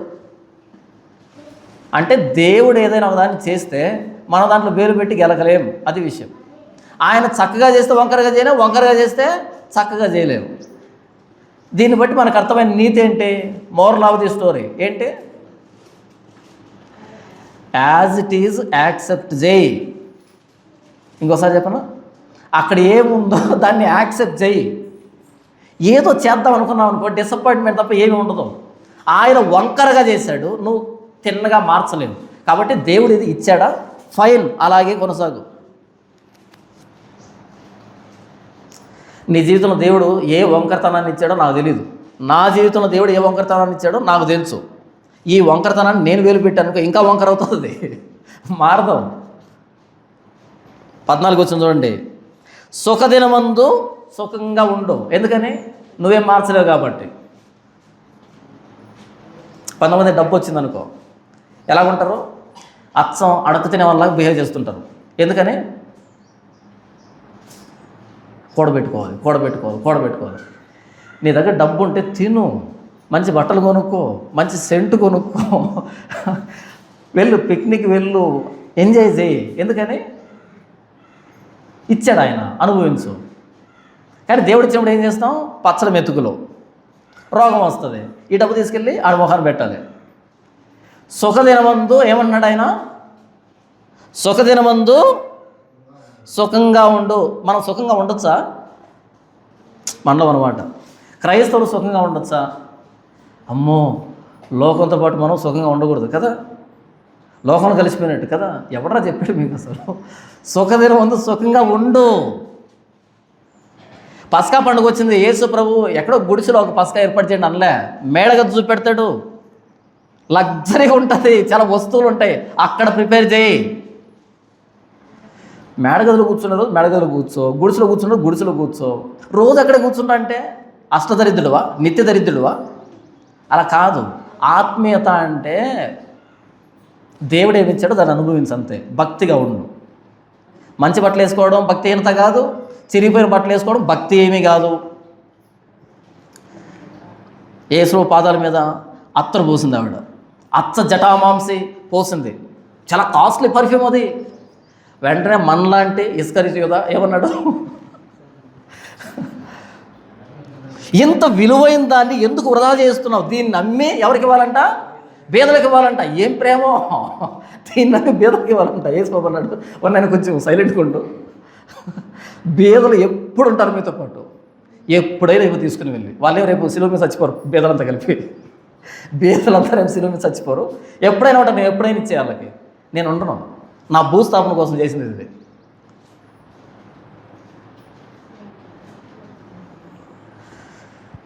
మనం ఏదైనా ఒకటి కొనుక్కున్నాం అనుకో, నీకెందుకు అంత కాస్ట్లీ, బీదలకి వచ్చు కదా. బీదలకి ఇచ్చేది నాకు తెలుసు, నేను కొనుక్కుండేది నాకు తెలుసు, రెండింటి డిఫరెన్స్ తెలుసు నాకు. మీరు ఏదైనా కొనుక్కున్నారనుకో, పక్కన వాళ్ళు ఏమంటారు, ఇంత కాస్ట్లీ అవసరం మనకి? మరి దీన్ని అమ్మి ఎవరికి ఇవ్వాలంట? బీదలకి. బీదలు ఎల్లప్పుడూ మనతోనే ఉన్నారు. మనం తినాలి, వాళ్ళకు పెట్టాలి. అర్థమైందా? నాకు ఎంత తినాలనిపిస్తే నేను తింటాను, ఎంత ఇవ్వాలనిపిస్తే అంత ఇస్తాను. అంతేగాని నువ్వు చెప్పావని నీ డబ్బా ఎక్స్ప్లెనేషన్ విని నేనేం చేయను. మీ పాయింట్ అర్థమవుతుందా? సుఖదినం ముందు ఎలా ఉంటావు? సుఖదినం ముందు ఎలా ఉంటావు? అష్టదరిద్రులాగా, నిష్టదరిద్రులాగా, నిత్య దరిద్రులాగా ఉండు. బైబిల్ ఏం చెప్పలే. సుఖదినమందు సుఖంగా ఉండు, ఆపద్దినమందు యోచించు. ఆపద వస్తుంది అప్పుడు ఆలోచించు. సుఖదినమందు సుఖంగా ఉండు, ఆపద్దినమందు యోచించు. ఎందుకు అంటే తాము చనిపోయిన తర్వాత జరుగు దానిని నరులు తెలిసి కొనుక్కుంటున్నట్లు దేవుడు సుఖదుఖములను జతపరిచి పెట్టాడు. సుఖాన్ని దుఃఖాన్ని ఎలా పెట్టాడంట? ఆయన జతపరిచాడంట, జతపరిచి పెట్టాడంట. అంటే సుఖం కంటిన్యూస్గా ఉండదు, దుఃఖం కంటిన్యూస్గా ఉండదు. సుఖం వచ్చేప్పుడు సుఖాన్ని అనుభవించు, దుఃఖం వచ్చేప్పుడు దుఃఖాన్ని అనుభవించు. మన బతికి ఎట్లుంటుంది తెలుసా? సుఖం వచ్చేప్పుడు దుఃఖం వస్తుందేమో అని టెన్షను, దుఃఖం వచ్చేప్పుడు సుఖం ఎప్పుడు వస్తుందో ఎదురు చూపు. అదే అనుభవించింది లేదు, ఇదే అనుభవించింది లేదు. అంతేనా మన బతుకు? సుఖం వచ్చినప్పుడేమో అమ్మో ఇప్పుడే తినేస్తే రేపెట్ట అని రేపు మనసులో పెట్టుకుని పచ్చడి మెతుకులు, అది రానే వస్తుంది. అది వచ్చినప్పుడు దేవాసుఖం అనే ప్రాణం చేస్తాం. ఇక్కడ ఆలోచన లేకపోయి ఇంతకు దేని కోసం బ్రతుకుతున్నావు? ఈరోజు బ్రతికిచ్చాడు కదా, ఈరోజు కోసం బ్రతుకు. ఏనాటి కీడు ఆనాటికి చాలు. రేపేం సంభవిస్తుందో నీకు తెలియదు. బ్రతుకు ఈరోజు బ్రతుకు. మొత్తం దిగమిగమని చెప్పట్లే, బుర్రబెట్టి ఆలోచించని చెప్తున్నా. ఆత్మీయత అంటే ఏమి తినకుండా కడుపు కట్టేసుకోవడం కాదు. భక్తిహీనత అంటే మొత్తం తిరగడం కాదు. దేవుడు సుఖాన్ని దుఃఖాన్ని జత చేశాడు. పగలుంటుంది, చీకటి ఉంటుంది.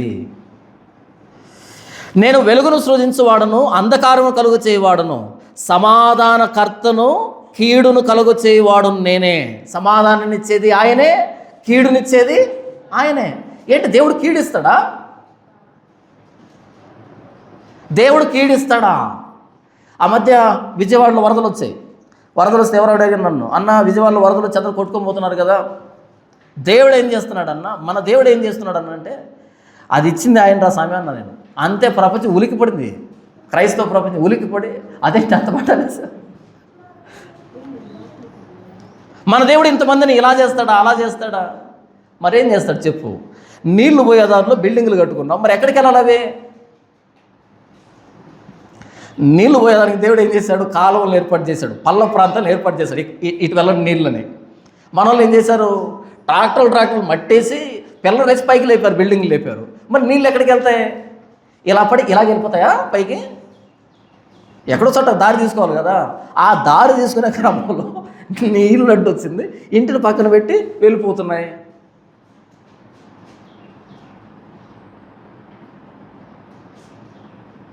మరి ఏం చేద్దాం దానికి? వరద రాకముందు నీకు తెలియదా మన ఇల్లు ఎక్కడుంది? ఇది ఎండాకాలం, తర్వాత ఏ కాలం వస్తుంది, వర్షాలు ఏమాత్రం పడతాయి, ఈ కాసే ఎండలకు ఏమాత్రం వర్షాలు పడతాయి, వర్షాలు విజయవాడలో పడతాయి, పైన కూడా పడతాయి, అక్కడ దూరంగా పడతాయా, అక్కడి నుంచి కాలువ ఒకటి వస్తుంది, మన ఇల్లు ఎక్కడుంది, మనకు ఆలోచన ఉండదా? ఏముండదు, ఏముండదు, అలాంటి ఏముండవు మనకు ఫార్మాలిటీస్. మన ఇక్కడ కొట్టుకుపోయింది, మన డ్యామ్ తెగిపోయి మొత్తం ఊర్లో వెళ్ళి ఆ బంగాళాఖాతంలో పడ్డాయి వెళ్ళి. మళ్ళీ ఒక ప్రశ్న, అన్న ఇంతమంది చచ్చిపోతుంటే దేవుడు ఏం చేస్తున్నాడు? ఏం చేస్తాడు ఆయన అంటే ఆ చుట్టుపక్కల ఇంకొన్ని ఊర్లు ఎత్తుకొని పోవాలన్నా? దేవుడు దయామయుడే 14 గ్రామాలు పోయాయి, 40 గ్రామాలు పోయి ఉంటే ఇంకా బాగుంటుంది కదా, బాగోదు కదా. కాబట్టి దేవుడు కొన్ని నియమాలు పెట్టాడు ఈ సృష్టిలో, ఆ నియమాలని సృష్టి పాటిస్తుంది. నువ్వు దాన్ని ఉల్లంఘించావనుకో పోయేది నువ్వే. ఒక ట్రాన్స్ఫార్మర్ చుట్టూ కంచె వేస్తారు, దాని మీద బోర్డు పెడతారు, ఎర్ర బోర్డు ఒకటి ఉంటుంది, ఎర్ర బోర్డు, దాని మీద తెల్ల పుర్రె 2 ఎముకలు ఇలా ఉంటాయి. అర్థం ఏమని కింద అపాయం అని తెలుగులో రాసి ఉంటారు, 5వ తరగతి పిల్లాడికి అర్థమయ్యేటట్టుగా. నువ్వు దాని లోపలికి వెళ్ళి చేయి పట్టుకొని దాని వైర్లు పట్టుకొని కాలిపోయావు అనుకో, దేవుడు ఏం చేస్తున్నాడంటే ఏం చేయాలి అంటే అర్జెంట్ గ్లౌజ్ తొడగాలి నువ్వు పట్టుకుంటూ ఉంటే. కాబట్టి కొన్ని నియమాలు ఉంటాయి, మనం మీరకూడదు. సమాధానాన్ని కలుగు చేసేది ఆయనే, కీడు కలుగు చేసేది ఆయనే. సమాధానం ఎంత అవసరమో కీడు కూడా అంతే అవసరం, వెలుగు ఎంత అవసరమో అంధకారం కూడా అంతే అవసరం. 2 అనుభవాలు మనకు కావాలి. ఎందుకు చెప్తున్నాడు ఇదంతా? చెరలో ఉన్న యూదులతో మాట్లాడుతున్నాడు. మీరు చీకటిని అనుభవిస్తున్నారు కదా, నేను కలుగు చేసిందే. ప్రవక్తను పంపించాను, చెప్పించాను, ఒక్కడైనా విన్నాడా? ఎవడు వినలే. కాబట్టి చీకటి లాంటి చెరలో ఉన్నారు. వెలుగును కలుగు చేసేది నేనే, కోరేషను రేపుతాను, కోరేష్ మిమ్మల్ని విడుదల చేస్తాడు, వెలుగులో సంచరిస్తాను. సమాధానం కలుగు చేసేది నేనే, కీడును కలుగు చేసేది నేనే చెప్తున్నాడు. ఇప్పుడు 8వ వచనం చూడండి. ఆకాశ మండలము నీతిని కురిపించినట్లు అంతరిక్షమా మహావర్షము వర్షింపుము, భూమి నెరలు విడిచి రక్షణ ఫలించినట్లు భూమి నీతిని మొలిపించునుగాక, యెహోవానగు నేను దాన్ని కలుగజేసి ఉన్నాను. ఏంటి దీని అర్థం? ఆకాశం నుంచి ఏం పడుతుంది? వర్షం పడుతుంది. వర్షం పడగానే భూమిలోంచి ఏమొస్తుంది? పంట వస్తుంది కదా. దీన్ని ఎలా పోలుస్తున్నాడంటే ఆకాశ మండలం నీతిని కురిపించినట్లు, ఆకాశం నుంచి ఏం కురుస్తుందంట? నీతి కురుస్తుందంట. అంతరిక్షమా మహావర్షము వర్షింపము, అంతరిక్షమా మహావర్షము వర్షింపు అంటే ఆకాశం నుంచి నీతి వర్షం కురిసినట్టుగా కురుస్తుంది. ఎప్పుడు? దేవుడు మరలా వెలుగుని సృజించినప్పుడు, దేవుడు మరలా యూదుల్ని చెరలోంచి తీసుకుని వచ్చినప్పుడు అంతరిక్షం నుంచి వర్షం ఎలా కురుస్తుందో నీతి ఎలా కురుస్తుంది యోదయ దేశం మీద. యోదయ దేశస్తులు నీతిగా అలా బ్రతుకుతారు, మరలా ధర్మశాస్త్ర ప్రకారం బ్రతుకుతారు. ఆకాశం నుంచి నీతే కురుస్తుందేమో, వర్షం కురవట్లేదేమో అనేటట్టుగా నీతి న్యాయాలు వర్ధిల్లుతాయి యోదయ దేశంలో అని చెప్తున్నాడు. ఒకప్పుడు అక్రమం, బలాత్కారం, దోపిడి, ఇప్పుడేం కురుస్తుందంట? యోదయ దేశం మీద నీతి కురుస్తుందంట. తర్వాత భూమి నెరలు విడిచి రక్షణ ఫలించినట్లు భూమి నీతిని మొలిపించునుగాక. భూమిలోంచి ఏమొస్తుందంట? రక్షణ మొలకలు, నీతి మొలకలు వస్తున్నాయంట. యోదయ దేశం అంతా నీతి న్యాయాలతో, రక్షణతో నిండిపోయింది. 9వ వచనం. ఇప్పుడు మనకు ప్రశ్న వస్తుంది, మనకు అది యూదులకి ఏమైనా ప్రశ్న వస్తుంది? అయినా యూదులకి రక్షణ ఇవ్వాలి అంటే ఎవరిని రేపాలి? ఏదో ఒక యూదుడికి బలాన్ని ఇచ్చి సంసోన్లాగా ఆ వ్యక్తి ఈ బబులోనీయుల దగ్గర నుంచి మమ్మల్ని విడిపిస్తే బాగుంటుంది. కానీ ఏ ముక్కు మొహం తెలియనటువంటి కోరేష్కి అధికారం ఇవ్వడం ఏంటి? దేవుడే తెలియని కోరేష్కి అధికారం ఇవ్వండి, ఆ వ్యక్తి వచ్చి మమ్మల్ని విడిపించడం ఏంటి అనే లాజిక్ ఉపయోగిస్తే దానికి చెప్తున్నాడు. ఏమని చెప్తున్నాడు చూడండి. మంటికొండ పెంకులలో ఒక పెంకై ఉండి తన్ను సృజించిన వానితో వాదించువానికి శ్రమ, జిగటమన్ను దాన్ని రూపించువానితో నీవేమి చేయుచున్నావని అనతగునా, వీనికి చేతులు లేవని నీవు చేసినది నీతో చెప్పతగునా. ఏమన్నాడు? మంటి పెంకుల్లో ఒక పెంకై ఉండి, ఎవరంట అది? మంటి పెంకులో ఒక పెంకు అంట. ఎవరు ప్రశ్నిస్తుంది ఇప్పుడు? ఈ కొండను చేసిన ప్రశ్నిస్తుంది. ఏమని? అసలు ఏం చేస్తున్నా అర్థమవుతుందా అని. లాజిక్ అర్థమవుతుందా? మాకు రక్షణ ఇవ్వాలి అంటే యూదుల్లోంచి రక్షణ ఇవ్వు, కానీ కోరేషను రేపడం ఏంటి? ఆ వ్యక్తికి నువ్వెవరో తెలియదు కదా, అన్ని జనుల్లోంచి మేము రక్షణ తీసుకోవాలన్నా? అంతే కదా. మన క్రైస్తవుల పక్షం ఒక నాయకుడు ఉంటే బాగుంటుంది, కానీ వేరే మతానికి సంబంధించిన వాళ్ళు మనకు రక్షణ ఇవ్వడం ఏంటి? ఏం లాజిక్ కదా? చెప్పు, మీకు మ్యాటర్ అర్థమవుతుందా?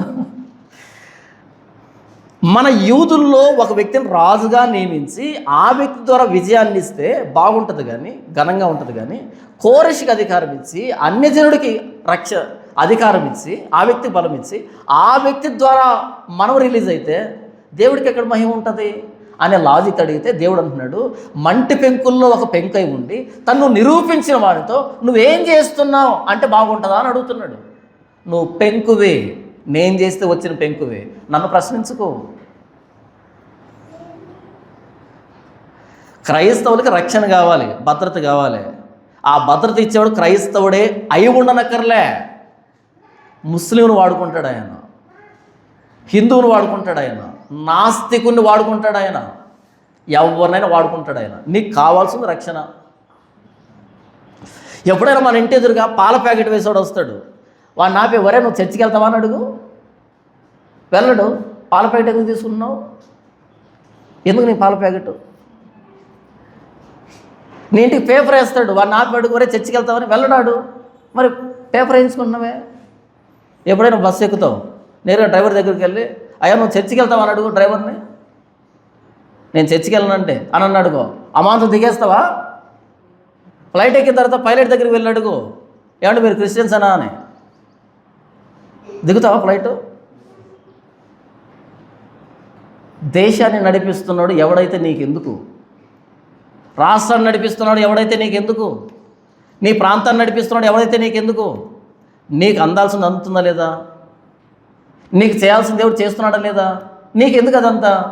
మూర్ఖత్వం కాకపోతే వీడు మూర్ఖత్వాన్ని బట్టి అందరిని మూర్ఖులుగా చేయడం. మరలా యూదుల లాజిక్ అది. ఏమని అడుగుతున్నారు? కోరిష ద్వారా మాకు రక్షణ దేనికి అని అడుగుతున్నారు. మరి నువ్వు మంటి పెంకుల్లో ఒక మంటి పెంకువి, నేను చేస్తే వచ్చావు, నాకెందుకు చెప్తా ఉన్నాడు దేవుడు ఇక్కడ? ఆయన తెలీదా ఎవరిని ఎప్పుడు ఎలా వాడుకోవాలో తెలీదా?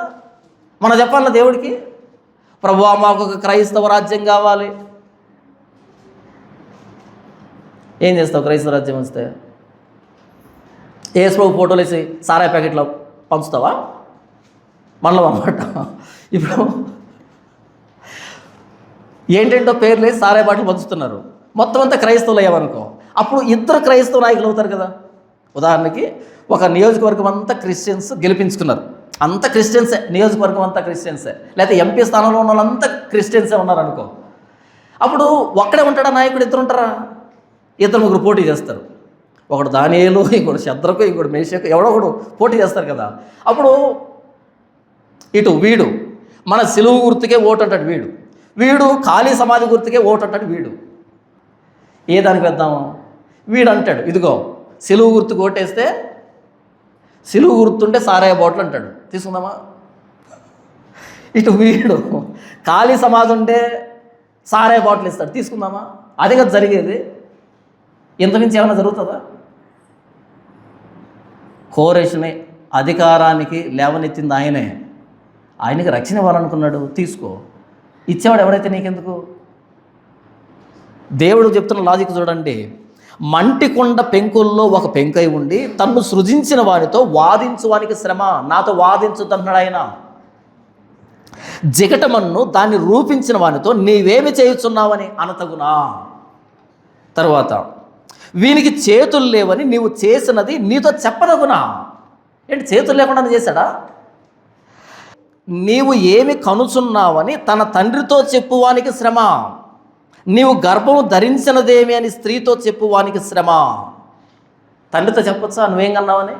తల్లితో చెప్పొచ్చా ఏం గర్భం ధరిస్తున్నావని? ఇశ్రాయేలు పరిశుద్ధ దేవుడగు సృష్టికర్త అయిన యెహోవా ఈ మాట సెలవిచ్చుచున్నాడు, రాగల వాటిని గూర్చి నన్ను అడుగుదురా, నా కుమారుని గూర్చి నా హస్తకార్యమును గూర్చి నాకే ఆజ్ఞాపింతురా. భూమిని కలుగజేసిన వాడు నేనే, దాని మీద ఉన్న నరులను నేనే సృజించుతని, నా చేతులు ఆకాశమును విశాలపరచును, వాటి సర్వ సమూహమునకు నేను ఆజ్ఞయించుతని. నీతిని బట్టి కోరేషను రేపెతిని, అతని మార్గములన్నీ సరళం చేసేదను. అతడు నా పట్టణము కట్టించును, క్రయధనము తీసుకొనకయు లంచం పుచ్చుకొనకయు నేను వెలివేసిన వారిని అతడు విడిపించును. ఇదంతా నేనే చేశాను. నాకే ఆజ్ఞాపిస్తారా? నా హస్తకార్యాల గురించి నాకే చెప్తారా? ఎవరు నేను ఇంతకీ అంటే, భూమిని కలుగు చేసిన వాడు నేనే, దాని మీద ఉన్న నరులను నేనే సృజించుతని, నా చేతులు ఆకాశములను విశాలపరిచెను, వాటి సర్వ సమూహమునకు నేను ఆజ్ఞ ఇచ్చితిని. ఆకాశ సర్వ సమూహానికి ఆజ్ఞ ఇచ్చిన నేనే కోరెషుకు ఆజ్ఞ ఇచ్చాను. ఏంటి మీ ప్రాబ్లం ఇక్కడ అని అడుగుతున్నాడు. ఆకాశ సర్వ సమూహానికి ఆజ్ఞ ఇచ్చి వాటిని బయలుదేరజేసి మీకు మేలు కలుగు చేస్తున్నటువంటి వ్యక్తి నేనే. అప్పుడు లేని ప్రాబ్లం కోరెషుకు అదే హస్తబలంతో అధికారాన్ని ఇచ్చాను. ఏంటి మీ ప్రాబ్లం? నాకే ఆజ్ఞాపిస్తారా? ఆయన అడుగుతున్న మాటలు చూడండి. అక్కడ 11వ వచనం, ఇశ్రాయేలు పరిశుద్ధ దేవుడకు సృష్టికర్త అయిన యెహోవా మాట సెలవిస్తున్నాడు. ఎంత స్పష్టంగా మాట్లాడుతున్నాడు. ఇశ్రాయేలు పరిశుద్ధ దేవుడైన సృష్టికర్త అయిన యెహోవా ఇలా సెలవిస్తున్నాడు. ఏమని? రాగల వాటిని గూర్చి నన్ను అడుగుదురా,